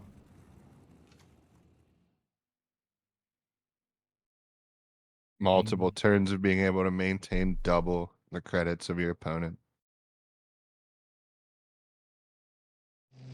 So you go for the Wellington here, I would assume? No? The draw. Goes for the trade, stop the draw, figures I can fiery ambush that Wellington at any point. Lancaster as well. It. I hope Baron is not watching. He might just get some PTSD experiences here just watching this. The Liberation might like never get played now. That 7-cost Liberation, he's going to be chasing it. He's got a Stars and Stripes will kill the Wellington and put the Lancaster down to just 1, but he's not going to be able to kill it this turn. He's going to have to wait till next turn. Putting that first Liberation at 8, and now the top deck Blackwatch and the Ultra. This is gross. Corn going to spend his entire savings on an order that's not going to actually get played. We'll see if he maybe just throws up the air defense and passes. Maybe just kind of giving the play to Grook, like, you've made everything so expensive, I have no play. No, he's going to trigger the... He's going to trigger the Ultra. For 6 And credits another patrol. Blackwatch. Huh? Only the shelling is missing. Other than that, it's just the same as against Baron. And now a Oh 13-cost Liberation that'll never be played, and that 12-cost Liberation might never be played. Yeah, Corn's done. He's like, I don't need to see this. Oh my god, what was that? Gork is really the master of credit denial, always finding the correct tools. And yeah, there was a fast legacy match. 1-1 now. That was uncomfortable. I did not enjoy that. But that helped us. I do kind of like seeing Corn get dunked on a little bit, because Corn dunks on me so often. So that part is okay, but still firmly rooting for US here. So 1-1, you know, off to a great set. Maybe we go the full 7 here. Yeah, it also just gave us the next card reveal really, really fast now after this, yeah, kind of dominant fast win from Gork with finding the correct tools there. I just give the players the next set who's playing here, and then we're already looking at the second card of the new expansion.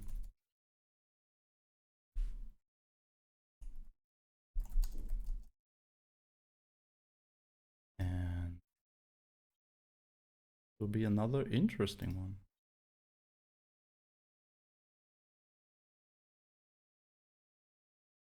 Take a look. An order this time. Another finish order. And it's really ice. Deal 2 damage to a unit and each other unit with the same name. It can also hit your own units, I expect. Do we think about Yeah, that? it's really interesting mechanic. We've seen some stuff for tokens. So if tokens does get big, obviously this card would frighten every tokens player down to their core, Oh as yeah. it would probably affect their entire board. The Jagger player also probably doesn't like seeing this, but Jagger has so many one drops that I feel they get mixed pretty often. You've definitely had a game where you've had like maybe 2 or 3 cavalries on the board at once. It definitely has happened, but I don't feel like it happens often enough that someone could take through the ice for that reason. So I think it'll be a great counter card for certain decks. And as a limited, it might see some play in like some lower level stuff. But I think it's a little too situational for you to see at like the very top end. But it is definitely like a very fun, specific counter to decks that really get by on certain units, certain specific units. Yeah, like it feel like it's yeah, the effect is kind of desperate measures like, but as you said, it's very specific. And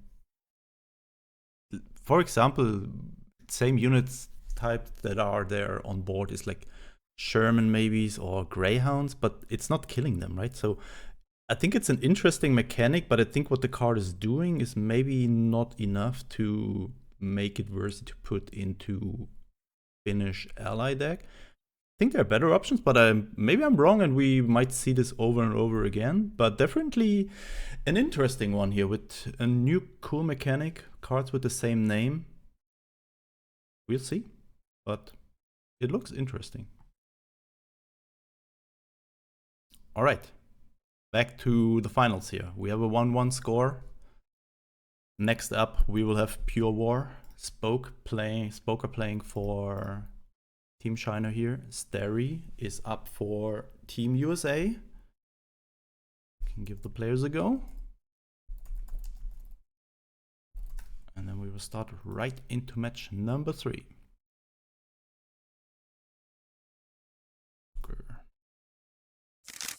Keep another tally of who goes first here for Pure War and how that weighs in. Yeah, we just spoke about it earlier, and it became true today again. I think so far only one player won. And Spoker going first with a frontline type deck as well. So we'll have to see here if, the U.S. has definitely been aware of it. There's been a lot of talks of how can you win going second in Pure War, and is there specific decks that maybe you can build to have that chance of winning going second? So we will. Yeah, I think the 56 is a good tool to achieve exactly that. With this AoE damage from it, can be a good way to clear the board and then just establish a board on your own.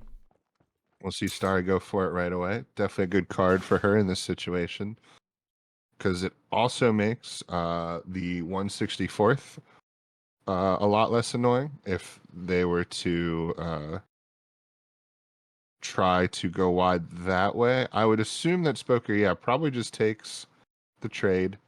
Isn't super happy about having to make an actual real trade with Artie, but you don't want that 1 damage to hit any other unit, and it's gonna hit eventually.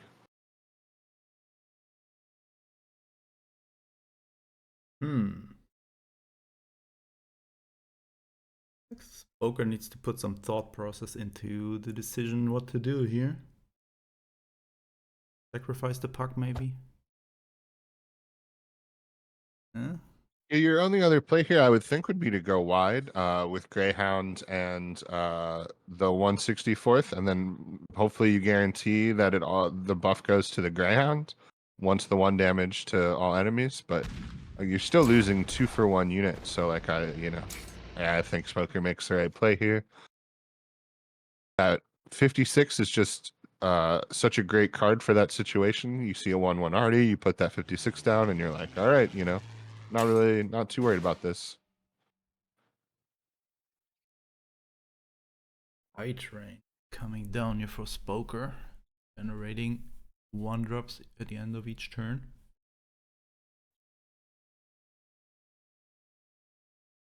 You can see Starry's hand. She doesn't really have a great answer for that.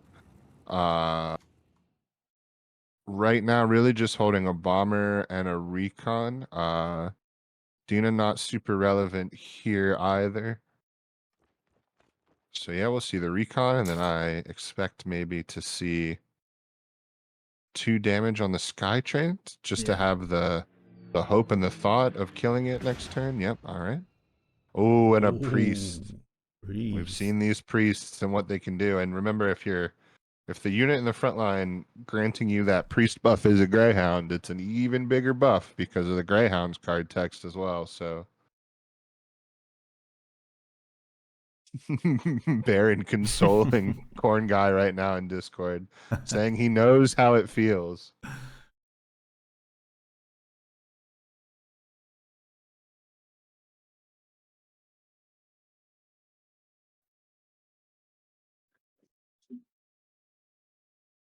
Do you go priest here? I think you do, right? Your Artie is protected from the Skytrain.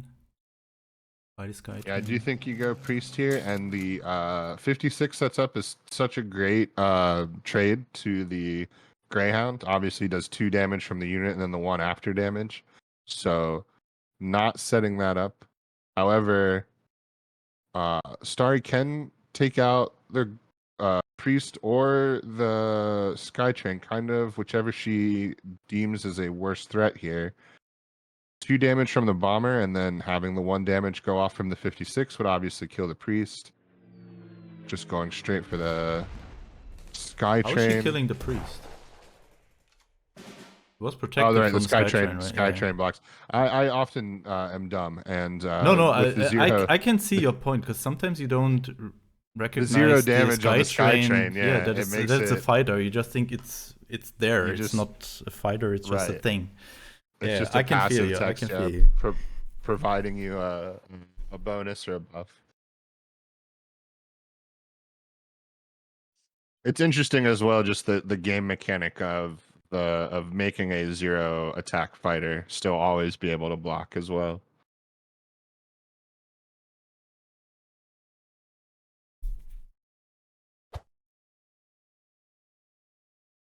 But yeah, Skytrain is gone now. This means this priest is no longer protected. Yeah, could go Attacks. for Sherman here, but I like this. You're getting 1 draw instead of 2, but you're also getting that martyr on the board and getting the use of your priest. You're able to get that shot off. Have to assume Star goes for the priest here, but that's also good because it allows Spoker to rely on his martyr for multiple turns. Whereas normally a martyr's going to get taken out right away.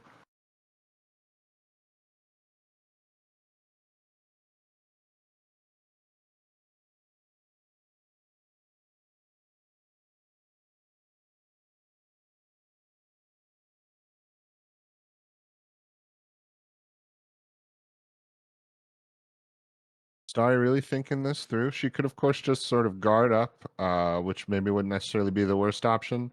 The worst thing to get hit by that priest would, of course, be the bomber, but the smoke screen's going to have it protected for a little while. So that might be the move, but you see here her going for a 2-cost card, and I have to assume the other 2 credits will be spent to kill the priest. Yep, mountain gun and priest. Only 2 credits here for a draw for Spoker here, though. It's going to get a free kill on that bomber. And I have to imagine that that's even more valuable than the Sherman draw as you take a unit away from the opponent. Ooh, And P40. P40, which I've really liked in these alt formats. If you can't remove it, it can be devastating, just truly annoying. But there's still the mountain gun that is dealing 3 damage.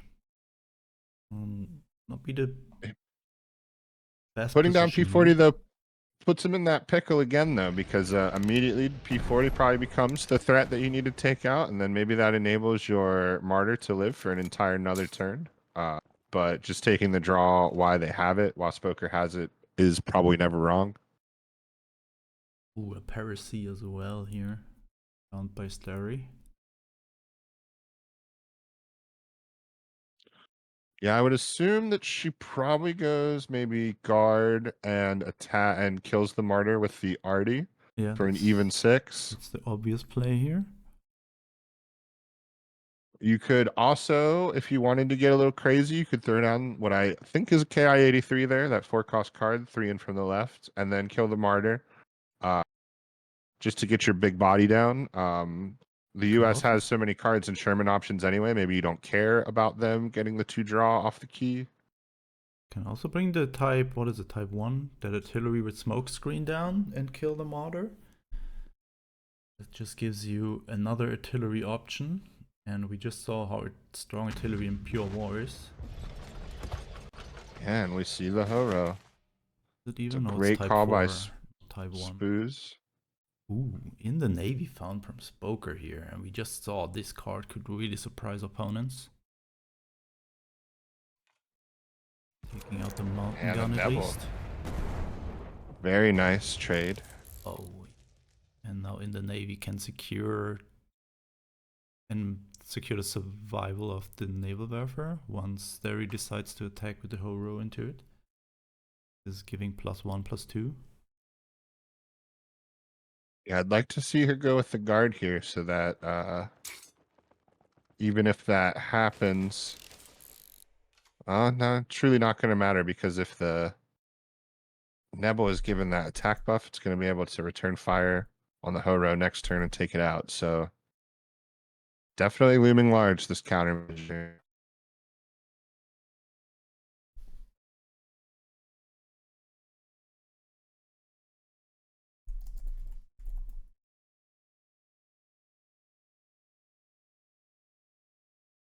Some really nice big stuff in Starry's hand, though. That key and that Goshikin are both, you know, probably bigger units than Spoker is carrying.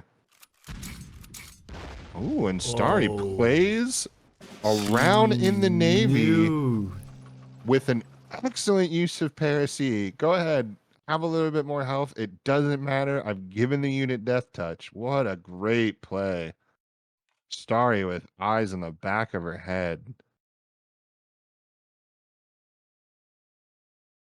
Yeah, that was really, really strong there. Anticipating in the Navy, still killing the naval warfare, although it got buffed from the countermeasure. And it just gives you another thing on board that is, yeah, killing the 164s now. And as the caster, I feel like we could even see it, but like, we probably wouldn't even mention that play because it's not open deckless. So like, you truly have to go on watching China play this match before, watching China play this deck before, previously in the cup, coming away with that knowledge that they've run that card in the past, and then banking on the fact that they are going to run it again. If in the Navy isn't there and Starry plays around it, it's just a waste of a Parasy, right? The Parasy comes out, it doesn't do anything because that unit would have died without the Parasy, and then just as Spoker killed the Para, they would have killed it again. So amazing, a truly amazing play. yeah, and I think this just shows how important it is to, yeah, be a good team in this format, and this just shows how good of a team USA is. Because, yeah, you just remind yourselves of, or you analyze past matches, and you just, yeah, keep yourself updated what the opponent brought in the past, and to keep in mind, hey, they played this specific card and it had an important role. And yeah, it really pays out here for Sterich. You just remembered, okay, in the Navy was played, we tested this deck, and absolutely great operation here, and playing around this in the Navy and giving her a good board presence here with one artillery that is guarded, a bomber, everything you need. You can really see how much how much swing there was in this play. Absolutely wild amount of swing that or momentum tilt, however you sort of want to phrase or quantify that. Crazy. From going maybe looking like that they might need the comeback to making it look like Spoker needs the comeback. Back to big 8-8s for Team China, though. It absolutely is, and Starry not having space in the support line to play the Sendai on it, so needs to find other tools. 24s. Okay, she makes space with the guard, that also gives you another card, and now we might expect the Sendai. Yeah, and then of course that Sherman, the bomber, and the Oro together. Yep, very nice. Spoker's been avoiding playing that P40 because they know that it's, you know, just going to get Ho-Road right off the board for 1 credit. So they have not been playing that card, very reluctant, knowing that that card text is not going to come through for them. But at some point, we're getting to the point where they might have to, just to stall. You know, they might have to sacrifice that just to get some turns out of the way, We to maybe might get a chance already to be draw at this back into the point, game. right? I mean, Yeah. look at Spoker's hand here and look at Sterry's support line. I cannot even imagine what Spoker would wait for here. So I think you kind of have to go all in here and hope anything is surviving, and you top deck a Sherman maybe. And that's truly, you know, I think like the basis of pure war here. You're not finding a Stars and Stripes to help you. You're not finding a strap bombing. Those options truly do not exist. And Yeah, the U.S. absolutely. again saying that we understand the meta of, you know, pure war has a really, really wild go first advantage. So how do you mitigate that? You build a deck that is fine with going first, but is maybe one of the only pure war decks that's also fine with going second. I like your style, one of my favorite emotes. So Still Spoker holding just back the became P40. That's interesting. Although Spoker became one of my new favorite players. Throwing out the I like your style when you're losing. I do that all the time. I love it. I mean, My other favorite use of that is if I play a card and they play the card after I play it. Like the exact card. You always gotta throw down and I like your style. It's a good time for it. yeah, they can both be hit with the new order that we just revealed.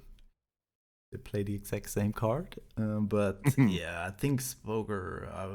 Also, why would you hold back the P40 there? I don't really. Maybe want to fake another countermeasure and make Starry do a less optimal play. That's the only reason I could imagine. But this Goshi Keys coming down as well, and as you said, there is Ooh. absolutely no order here, so no Stars and Stripes can save you, no Strat Bombing can save you. You have to I come definitely back with still units. think this is quite over. Okay, but the air defense would have been a fun draw. Obviously, the Goshikin or the Ho-Ro would have both been destroyed for attacking first, so that would have been interesting. But even if they would have gotten great air defense off, Spoker back against the wall was not coming back in that. Really, really, really impressive. Great match by Starry. And Starry, the second player that comes back after going second in Pure War. And I think it was mostly because of this insane piracy, just expecting in the Navy there. Really strong play, securing Team USA the 2-1 lead now. And they have a good chance now, 2 more wins. But I'm pretty sure China will do everything to come back into this match and just at least equal the score now or even more. Next up, we will have Singleton, right? Singleton format, and it will be Azzy versus Corn Guy. Let's hope that Corn Guy gets a chance to play a decent match now and not get a handful of 11 credit orders again, just as Baron did yesterday. Corn Guy.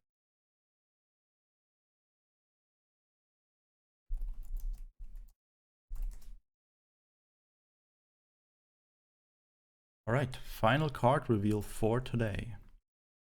And this one will be a really cool one. Let me just...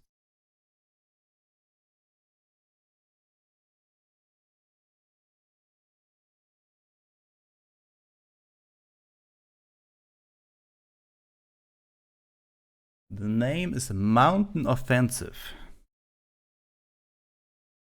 What could this mean, you ask? Okay. In the mountains, you have Alpine units. This is a 7 credit German. What is this? Is this an order? Yeah, I was thinking countermeasures have a question mark. So this is, yeah, an order, obviously. And it adds a random 1, 2, and 3 cost unit with Alpine to your support line. That... what do you think? 7 credits looks really expensive, right? So 7 credits looks really expensive, especially obviously a 3 cost, 2 cost, and a 1 cost. Even my math can put that together for 6. So you're saying I'm spending 7 for only 6 credits worth of Alpine units. Like where's the value here? So the value in what I'm seeing, right, is that's 3 units you don't have to actually carry in your deck.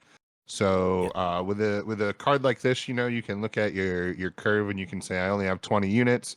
But if you're running one of these, you really have 23 units. And if you are running maybe 2 of these, you really have 26 units. You can maybe pull off like a comeback with this as well. With it being support line, right? If you are completely out of units, you can maybe play something like this. It'll be really interesting to see how they come onto the board, right? Alpine's not a deployment, even when cards are added with things like what's the one with the one in the front line? I'm so bad at card names. The one at the front line? Yeah, Alpine use it. You play it on a unit that's already in the front line. It duplicates it and it gives it blitz. Encirclement. Encirclement. Thank you. I'm so sorry. When you're playing something like Encirclement, right, the unit isn't deployed, it's added, it still gets that Alpine effect. So I assume that these units are going to get their Alpine effect from each other. Yeah, that's... The way that it says 1 cost, 2 cost, and 3 cost in succession leads me to believe that the 1 cost will come out sort of first, the second one will come out sort of second, the third one will come out third, meaning the most expensive unit should get the 2 buffs, I think. I think So it'll be as really well, interesting to see how it works when it comes out, right? Because it could work a little differently. And this just also snowballs if you already have an Alpine unit on board, right? You need 1 unit, then the 1 cost already gets +1/+1, the second one +2/+2, and the third one +3/3. So this can be a really strong card. And as you said, you don't get 3 cards costing 6 together combined for 7 credits. No, you also get +3/+3 on stats on it. And we just saw other cool Alpine units coming in this expansion that also synergize with this. So you as a participant in next week's World Championship, what do you think? Do we see an Alpine deck being there in the top 4 next week, or do you think it might still be like a niche archetype in cards? It's certainly possible. So the thing that Alpine has to contend with, right, as Alpine tries to come back into the meta, is that suppression was added at the same time. And there's certain cards that almost suppress the entire board or do suppress the entire board, right? White Death has been revealed, a countermeasure that's literally going to suppress their entire board when something attacks. Or is that one in order? I'm sorry, I can't remember. I've only looked at it a couple times. But either way, board suppression is going to make every Alpine unit not only lose all their buffs, but the really, really tricky thing that it does is it takes the Alpine text away from the cards. So what that means is that if your board is full, if you're an Alpine player and you have snowballed and they suppress that board, not only have they taken every buff that you've earned away, but the card that comes out next for you is the first Alpine. Those 6 Alpine units you have on the board, they're not Alpine anymore. They're just guys. They're just the homies. They no longer are Mountain Boys. So you're not getting +5/+5 on that next card. They're just absolute bodies. Nothing else, just stat bodies. So suppression kind of wipes Alpine out doubly. So it'll be very interesting to see its presence not only in top 4, but just in general, right, as we get into whatever the new meta settles into after Winter Warfare expansion. Absolutely, and really good insights here on what's coming together with this. And as you said, suppression can be really, really strong, especially with destruction effect units like 270 seconds just being completely shut down, losing the guard ability, losing the destruction effect. So yeah, I'm pretty sure some of those suppression units might see a nerf pretty soon, because I think even the effect alone is so strong sometimes. And then you have that body on that unit, it can be really, really strong. So definitely looking forward what is to expect there. So much new stuff is coming. This will change a whole lot of archetypes, and definitely excited to see what is coming next week and trying out all the new cards. But for now, that's it with the reveals. We go into match number 4 here, singleton format. We will have Corn Guy up for Team USA, and Azzy playing for Team Shiner. And one last comment as we kind of load up this singleton match and get everything ready with that seven cost Alpine order. The other use that you can see for it, right, is we've seen a lot of times where Alpine starts to draw dead. Maybe they get their board wiped and they only have 2 cards in hand, and one of them might be like an order or something, and you top deck an Alpine unit, you have nothing on the board, and you're like, this is worthless. You can, take 2 of those and mulligan them if you draw them early, or, just hope that they're coming in late. And again, some swing comeback potential where that 1 card you can top deck into a small little board instead of top decking, let's say, the Alpine unit that draws if you have another Alpine unit out, and just being like, well, this isn't going to get me anywhere. So this unit comes back from rotation, right? The 2/2 that whenever you deploy an Alpine unit, it draws you a card. And I think it's not just play, this is also add, right? I'm not 100% sure. But this could also be a good synergy with this new 7 credit card. But I'm not exactly sure if it's add or play, but don't call me out on that. But it's a deployment effect for the 2/2, right? So you can only ever get it once. But as long as it comes out after anything else, right? Okay, the deployment effect. If you play this, draw a card when you have an Alpine unit on board, right?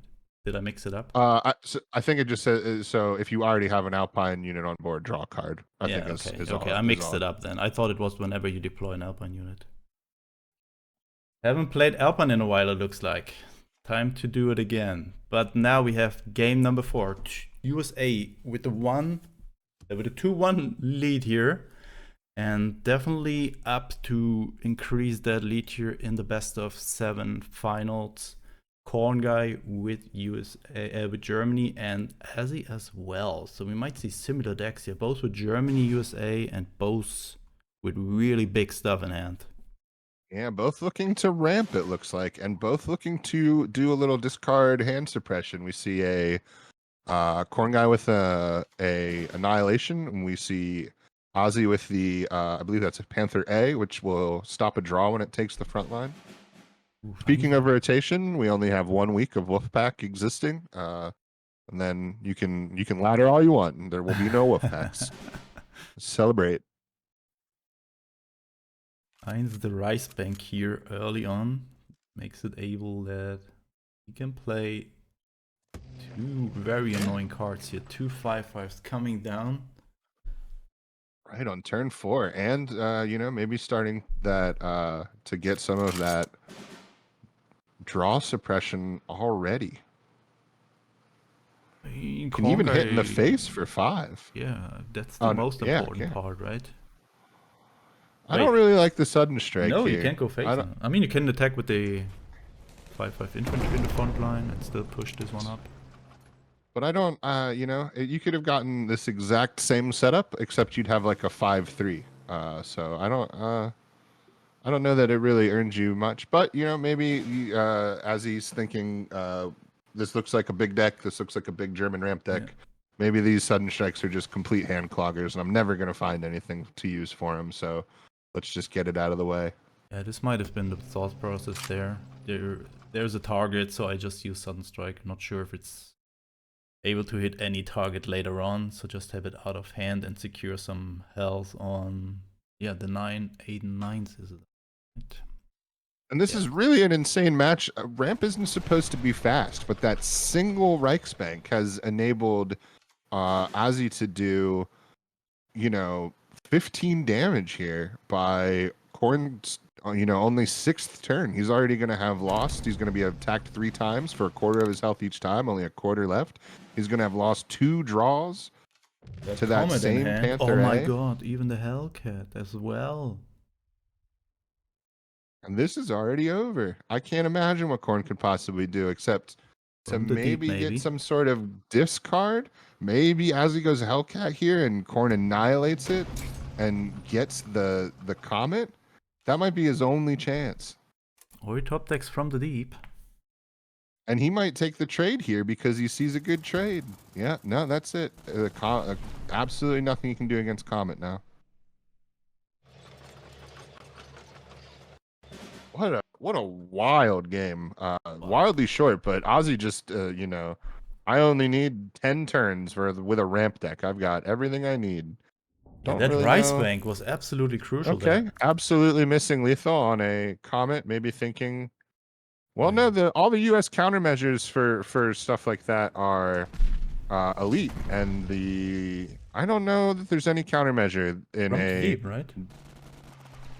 Well, okay, from the deep. Plays around from the deep here. That was Plays not around in from the BM, deep. But but how many hopefully. credits did they have? Could have? I guess they couldn't afford it to play a second unit. No, No, no, yeah, they you're only right. had That was definitely eight the move. cards in hand, 5 costs. Right They needed to play around now with. with Now 11, problem. Sorry, Azzy. Absolutely did not miss lethal. I'm the dumb one. Moving too fast. But that means we're also going to see mono, correct? Or Lonely War now with tied 2-2. We're sure, yeah, definitely going yeah. We to have 2 more matches at least. Both definitely going to teams see the single Lonely War match of the Nations Cup. fighting back and forth here. And this Rice Bank was just so insane. Holy moly. Enabling 2 5/5s there on turn 4. No, it was turn 5 actually, but just incredible. No, it was turn 4. That one was a 3-drop pushed into the front line and the Panther A. Alright, we have a finals 2-2. Next up, we will have standard format. Played from Vinny on US side versus Gorg. I'm still stuck on China that last side. match. The curve of turn 3 Reichsbank, so you have 9 credits on turn 4, which is exactly enough for the 3-3 that becomes a 5-5 with no other cards to blitz into the front line, leaving you exactly enough for a Panther A. Woof. Hard to deal with this. Shell shocked by the US, not knowing what to do with that. Yeah. Normally that's not the game with the heavy go first advantage, but we saw it work out that way. Yeah, with such a strong combo there, it's really hard for Corn Guy to come back there. But we will have a Lonely War match. Not yet. We will have Standard next. But next up, there's guaranteed Lonely War, and I'm excited to see what players bring up. There was no testing before, so you just have to guess into the dark what the opponent is playing or bringing, or you just bring what you're most comfortable with. And I was involved in a little bit of team heavy testing last night, or I'm sorry, Team USA testing last night for Lonely War with Starry and Korn and everybody else. And there's definitely some ideas, right? Lonely War, when you go mono, you kind of want to capitalize on the things that the nation does well. Certain nations do certain things well, and if you're building mono, you kind of build into that. So if if they're going to play something control heavy, maybe you go with like a full US ramp list. But you can't just think that that's the move, because they could build the full Japan Jagro list with just expansions and every fast Japanese unit you can think of with all the Akitas and Mitos, and you're going to get melted trying to play ramp against that. And then, of course, all sorts of mid-range options. The US to not build it ramp, maybe more intelligently, to build it as a frontline deck where you can just rely, all my cards are the Sherman's going to be able to draw off everything in my deck. And that's very powerful too. So a lot of crazy directions you can go in Pure War. Or I'm sorry, Lonely War. Yeah, Lonely War, but really cool to get some insights here of what your thought processes are, what you're just considering is good, and what the opponent might bring, and what counters what. I can't wait. But for now, we have the standard format: Winnie taking on Gorg. Was it right? Two Yeah. absolute monsters of ladder as well, right? Two highly, like, these players are playing standard right now, something they're incredibly used to. I don't have it in front of me, but I believe they've probably met in tournament sometime before, so we'll see how that plays. I'm sure that they have experienced against each other, at least on ladder, if not, like I said, in some sort of tournament format. Looks like Vinny going just with a hard Jagro, and it looks like Gork Q is going with more of probably that credit denial list, although I don't see any credit denial or early guards. So maybe this is good here for Vinny.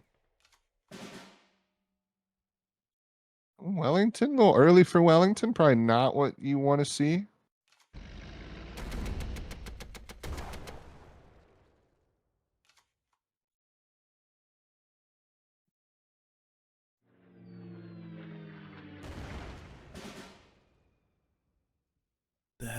Interesting to see Shinano in Vinny's deck. I know a lot of people have dropped Shinano since the nerf, thinking that it really doesn't provide enough value now that it is guaranteed to do 2 less damage than it was before. So interesting to see him still packing that. Oh, and the key 83 coming down. Usually problematic card that early on for Brit decks. Yeah, this could really cause Gorky to mill some necessary assets. And you could go naval power and still play the supply shortage thanks to that Pioneer company. Likes to go for the removal here, not giving Vinny more draw options. Yeah, definitely like that play. May have been worth it for Vinny to maybe wait, see if he could bait that double pin kill out on a different unit because of how awesome that KI-83 could be, but I think Vinny knows and fully embraces that this deck needs to go fast. That's gonna be kind of how it can pull this win out. So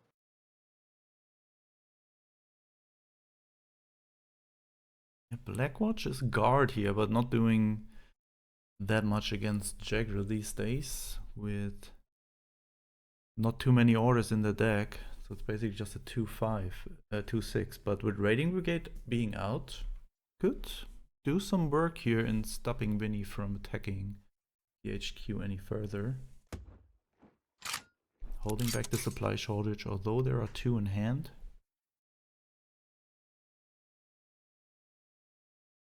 supply shortage is going to be supply shortage, or just maybe, but full aboard.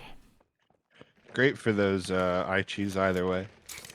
Yeah, I have to imagine that we're going to see maybe the rot here and it next turn so that it gets the signal. But yeah, we're going to see just double supply shortage. He's just going to save the rot, knows he's got another one coming. That's going to kill the whole board. He'll take a little bit of damage, but 4. He's not really worried about 4 damage, and that signal's dead next turn. So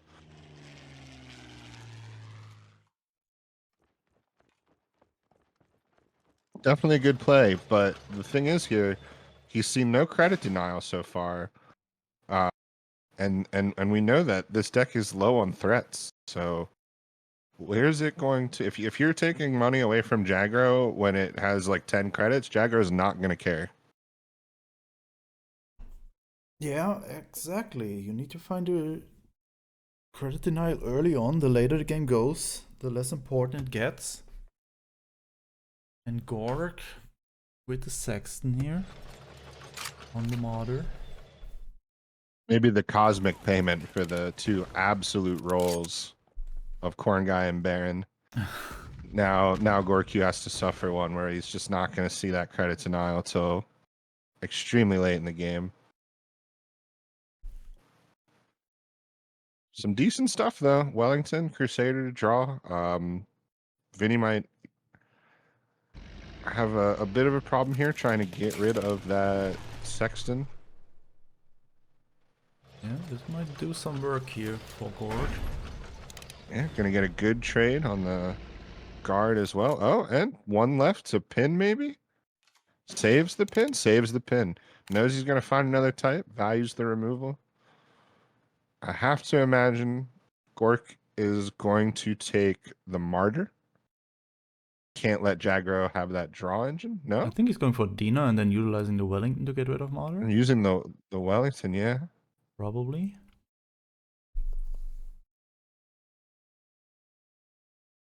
A really awkward hand here for Gork right now. The Monsoon Road is not doing a lot. All units have 1 or 2 health anyways. I would maybe wait. You throw the Welsh guards down, kill the Martyr, or yeah, kill it with the pin kill as well, and then take the Dina out. Now maybe we just go face or we kill the buff wagon. And we still guard. Yep. Okay. Pretty good here by Gorky, bailing everything out, but with a strong play. 2 big units that don't take return damage, guarded up, is not what Jagger wants to see. That Shinano does look good, but Vinny not with a bunch of small units to really max out that value. Might still come But down. here we see it. We're going to see 7 Shinano damage split up on that board. Oh, and hit both the Wellington and the Sexton. Vinny able to take out both of them. And in what order? Do you want to keep the pincer alive? Yeah, he keeps the pincer alive on the Type 94. Keeps the pincer alive, yeah. Oh, and the draw here for Gorg, really important. Not playing the Doesn't throw Crusader. Crusader down, yeah, for the extra draw. But Blackwatch, oh, he took 7 credits. Only has 6. He can't Blackwatch into stiff upper lip. Maybe just passes here. If he does pass, he's only taking 4 damage, maybe 5 this turn. So not the worst, not what you want to be doing, but if you throw Blackwatch down now, there's a really good chance that you're not getting upper lip value, that you're going to see the Blackwatch die. It doesn't look like that actually would happen, but obviously Gorky doesn't know it's in Vinny's hand. Oh, well, he'll take his double draw. He'll just get it a little differently. Oh my goodness, and a fantastic Monty pull right when he needs it. Exactly Everything. 3 units for Vinny on board. Vinny And coming he right back also at him though. found the other supply shortage. This means there's another full board clear here for Gorg in hand. And Vinny puts all of his units down. Not knowing what might come there, and there it is. Left with an Gorky empty drawing off of it as well. There's no feigned or something like that for Vinny to come back draw-wise. He's going to need... Yeah, he hasn't found an expansion yet, I believe, right? It's the first one, so he's going to need expansion. Most unfitting time here. He's going to need a blitz unit. I would almost like to see Gorky take the front line with that draw tank. I think that he kind of should know now with only 2 cards in Vinny's hand that he definitely has the advantage. And that the only way for Vinny to really come back is to draw. Yeah, that's definitely the play. That Ultra, yeah, Vinny's like, nope, we're done. That's it. Yeah, there were not too many potential draws or top decks there to come back into this match. And yeah, even a Sheeden would have been, probably far too slow. Starts hitting face with Sheeden, just going to get taken out, not enough time. Team Shiner is now only 1 win away from... And that Lonely War matchup, the matchup that there's been no scouting possible for, I guess really just no scouting, right? Obviously you can practice it with your team, but also pretty unlikely that the teams have been practicing it more than just yesterday. Lonely War not present until the finals, so only 2 teams were ever going to play Lonely War, and they were only going to play it if the finals went to a game 6 or more. So very possible that, you didn't practice this at all until maybe yesterday. Yeah, not too much time, so it all comes down to if you just for the correct decision here on deck choices. And just feels like the US has been pulling off comebacks this entire cup, right? Started Nations Cup with a loss, came back, has been down in a set that they have won and come back, so they're definitely used to it, and we just saw them being good at it. And that's what they need exactly right now. Just waiting for confirmation who's playing next for Team China.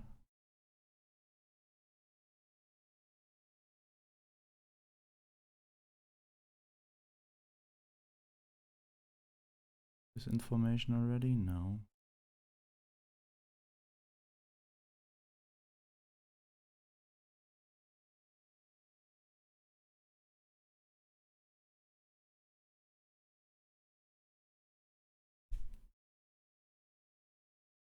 Alright, so we're just waiting for Team China to confirm who's playing their next match. I hope they are prepared and do not expect to win here. Other than Hungary, they expected to play 7 matches today. Let's just not hope that China expects to play only 5. That would be really sad. You never know, yeah, with the rules and that they don't have access to a lot of tools that we are using here. Right. And I've definitely translated some rules from some of the Chinese tournaments as well. They actually had one this morning, I believe, and this morning for me in the U.S. But those translations, they don't always come over so clean. Can definitely make things not super clear. I Yeah. believe there was a tournament this morning where a Chinese tournament where you could only bring decks from one nation, but you had to bring 3 decks. So basically, you'd have to bring, if you were going to play Britain, you'd have to bring 3 British decks and maybe like a ramp, a commandos, and like a Brittany or something like that. I think that's very, very cool and interesting, and sort of is a whole tournament sort of based off of what nation you find to be versatile and how versatile you can make a main nation. Very cool stuff. So how much did the decks need to differ? So only 1 card difference, or could you bring, I don't know, 3 times the same archetype but Um, only switch a few cards? yeah, I'm not sure. I did not. It was definitely during like I believe it started at like 5 a.m. for me or something like that. So I for sure wasn't going to be participating. I'd love to sometime, China. Your tournaments seem awesome, but I'm a sleepy boy. But so yeah, I'm not exactly sure the total rule set, but the basis for it very interesting. And it would be fun to see if someone just tried to bring the same deck with, like you said, maybe just like 1 card difference. Because the thing is, if you get countered, you're countered all 3 times. You're gonna get stomped. So uh, if you truly feel like you've figured it out, do you put all your eggs in that basket? Put all your eggs in that basket. Do you get punished? Very interesting. So.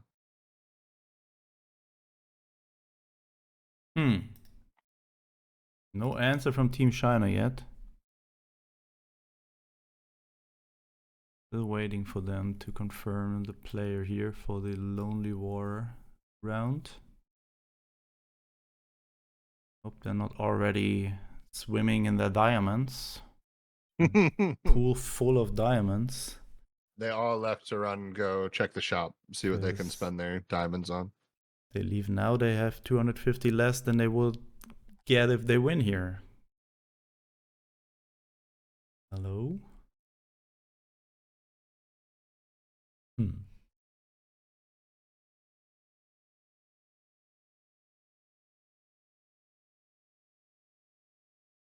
Okay, Vinny is playing for Team China now.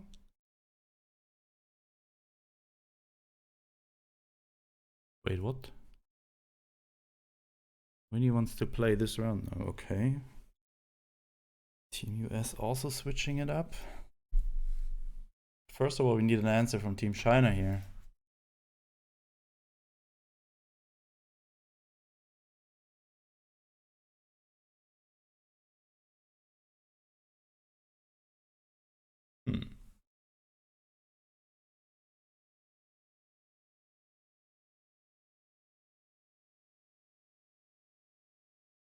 Okay, while we wait for the answer, we can talk about the expansion. Did you? I mean, you are on the tester, right? So I'm not sure. You have to be very careful to not. Yeah, actually, one of the coolest cards that I'd like to talk about, I cannot talk about yet. I don't know if it's one of the coolest, but something I think might see play, and something I think is cool. I do not believe has been revealed yet. I checked yesterday and did not see it anywhere, and I did not see it today. So I not be opening my mouth. I still may have 1 or 2 things not yet seen that could. They're not going to be game breaking or anything. Not like some new elite that's going to change the whole game up, but there's definitely some stuff that hasn't been seen yet that I think we'll see some play.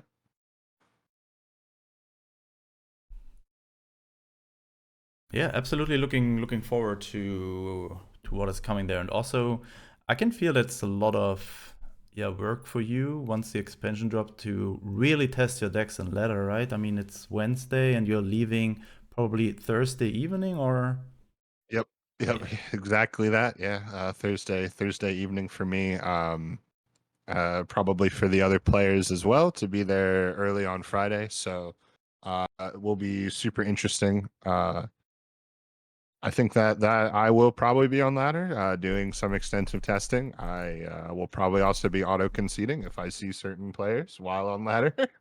I don't think I will be too worried about the elo for the actual ladder points, but we'll see what happens.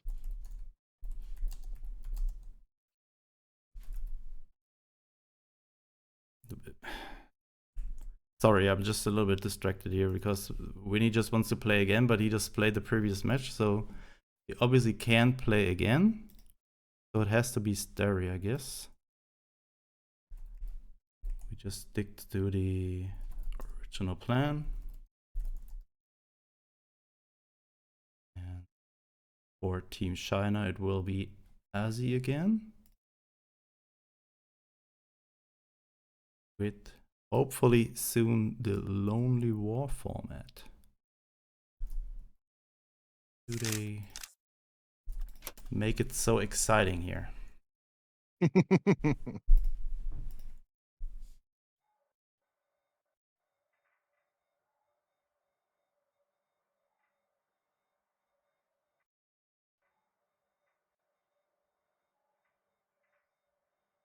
Terry for Team USA, Azzy for Team China. Oh, did not expect a 3-hour broadcast here. We're not there yet. Still have at least one match to come, maybe two. Depends on how the next round goes here. Team Yeah, China. maybe the last standard match will be a 45-minute Soviet control mirror. Could happen. It can happen. We just saw similar stuff at OCCs, where just two Brit control decks played against each other, and it was really entertaining to watch. I thought so. So what is going on here? Oh, man. Looks like their players are putting a lot of, a lot of effort into this now. Maybe discussing last strategies here, what to bring, who to bring.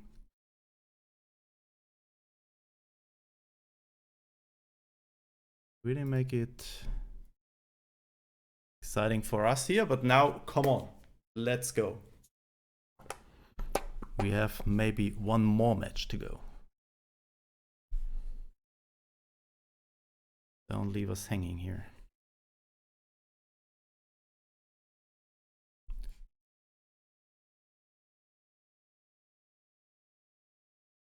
So yeah, guys, as we already mentioned, you will see each other next week, Saturday again. Me at the caster couch and Tenetron actually playing in the top 4. If somebody told you at the beginning of this year or in summer, hey, you're flying to Iceland and just playing the top 4, what would you have thought? If you said flying to Iceland without the playing in the top 4, I would have assumed that I bought a ticket to go watch myself. So for sure. But it's been a really great year for Team Heavy in general. You know, we're always putting in effort for both content, but just to improve, right? The whole point of forming Team Heavy was always to get better and to have reliable partners to get better with and people we can really trust, both like their gamesmanship, but also their sort of want to make, you know, each other better, but sort of insular into that small group. And there's been a lot of success, right? Baron and TB both in OCC Ultimates, me and Korn in some top of opens as well, and then obviously the top 4 appearance. I mean, and even Corn Guy winning his pool undefeated with J King in his pool to get into top 32 as well. So it's all about, I think, I wouldn't be anywhere close to top 4 without Team Heavy. It's all about,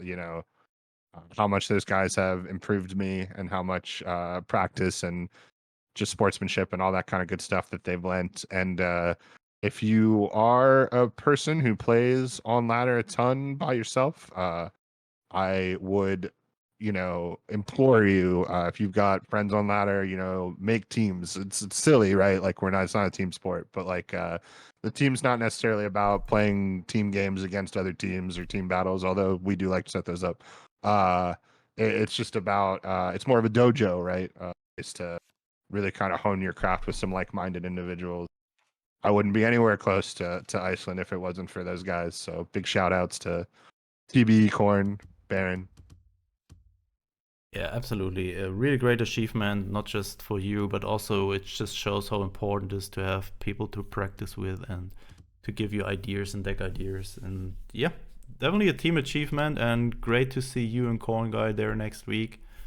But now we're here for the Nations Cup finals. It is match number 6 already. China with a 3-2 lead here over Team USA, and if they win the next one, they're the champion this year. But Team US probably doing everything to stop China from getting the win in the Lonely War format, where you can only bring cards from your main nation. And looks like Azzy is bringing US frontline here, and Starry, Britain self damage. What is this? Talked about it in the open, the US frontline, and yeah, we see some really nice Soviet stuff here. It does look like maybe some self damage.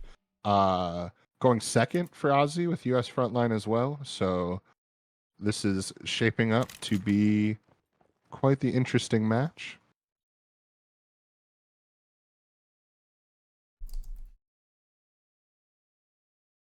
Great Red Dawn pickup here. That Pedoyakov definitely looming as well, right? If that Starry's turn 4 is throwing that Pedoyakov down behind the 456 that already has guard, or even just in the back line while the 456 is in the front line, it's going to get hard. It's going to get difficult for USA. They're not going to like this. Or I'm sorry, the team playing the US cards, Team China. Yeah, kind of confusing here. Team US not playing US. I will say I loved how much Team Germany played German in this tournament. I don't think that was any sort of intentional. I think just Germany's got some really great cards, really great stuff that they can do. Oh. But really cool. Okay, so now here's the thing: will Starry, since she's already played around a countermeasure brilliantly today? Okay. I mean, not that time, but it's not, really not too big of a deal. Looks like the Pedoyakov is going to take 2 damage. At some point, you just need to trigger it, and I think you better trigger it on that than on the Pedoyakov. That is one of the most important cards in this matchup. And it also just shuts down the SU damage now, but I think you want to get rid of the Greyhound maybe to protect your Pedoyakov maybe a little bit more. Yeah, no good answers here for Starry as far as defending what she does have. The best way to, like you said, is probably the Greyhound. To kill the Greyhound, rather. And kill it. Because now it would basically take a Hellcat for Azzy. Yeah, because this half-check has a deployment effect, and Pedoyakov is shutting this one down. No good options except a blitz to the front line. Yeah, and that in the Navy, although that in the Navy could do something. Starry, of course, I'm not really sure what she could draw here that would be super effective. Armored Train, perhaps, would be the best thing that she could possibly draw. If this is in the list, for sure. I mean, you have a little bit of space now, right? Since the Japanese cards are out, so you kind of have slots to put in more cards. Wait, what was it? What was it? What happened? Azzy did not play around the Pedoyakov? Well, if it forced the 99th to do something, right? You have to play the 99th on something for it to just come play out, for the even body. though yeah, even though it's not going to get the deployment. Another Winter Warfare, really good find here, taking out the front line. But now we might see a Sherman coming down here for Ozzy. And with the I second would have Sherman, to that's a lot imagine. of draw. Oh, and we can do it. Some decent draw here for Starry as well. She certainly needs it. Another Paddle Yakov. Getting that 34th down is also a big deal. That's a big body. Ozzy's gonna throw it right back though. Says you're paying full price for that. We don't accept that kind of discount here.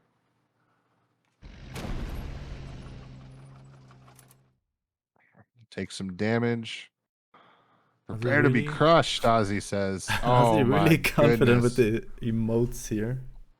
All 3 34th cards Oh, and no. has only drawn a single Red Dawn and 2 Winter Warfares.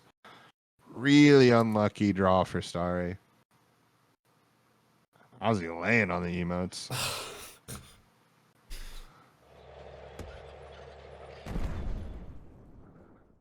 It's not looking great here. 1 damage off for Ozzy. Another half track in hand to bounce 1 more 34s here.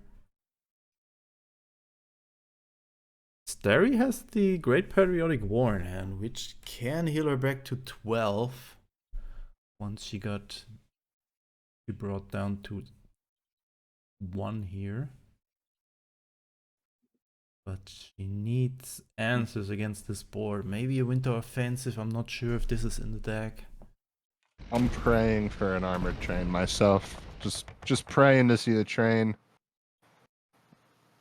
Praying to see the train. Let's see if the train is arriving here. Looks like it's not. So I think it has to be. That SU-76 was what was drawn, I believe. Yeah. So this does not look like anything besides a victory in Lonely War and in the Nations Cup for China. I mean, Great Patriotic War is still an option here. It keeps Derry alive. And only 4 damage on board here for Ozzy. Oh, deciding to go for another U here. Just to reduce the cost of the 34s. And then maybe if she can top deck Stand Together. But that's still 8 more damage to come here. And oh my goodness, and the draw just rolling in another Sherman. Just unfortunate sequence of events.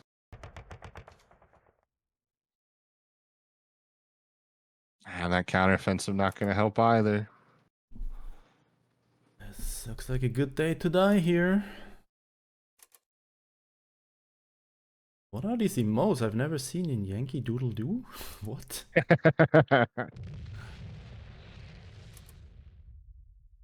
Ooh, you know, the U.S. losing and getting Yankee Doodle Doo thrown at them while they lose to China is rough. But it's hard to see, but yeah, congrats. What a to great Team Nations China.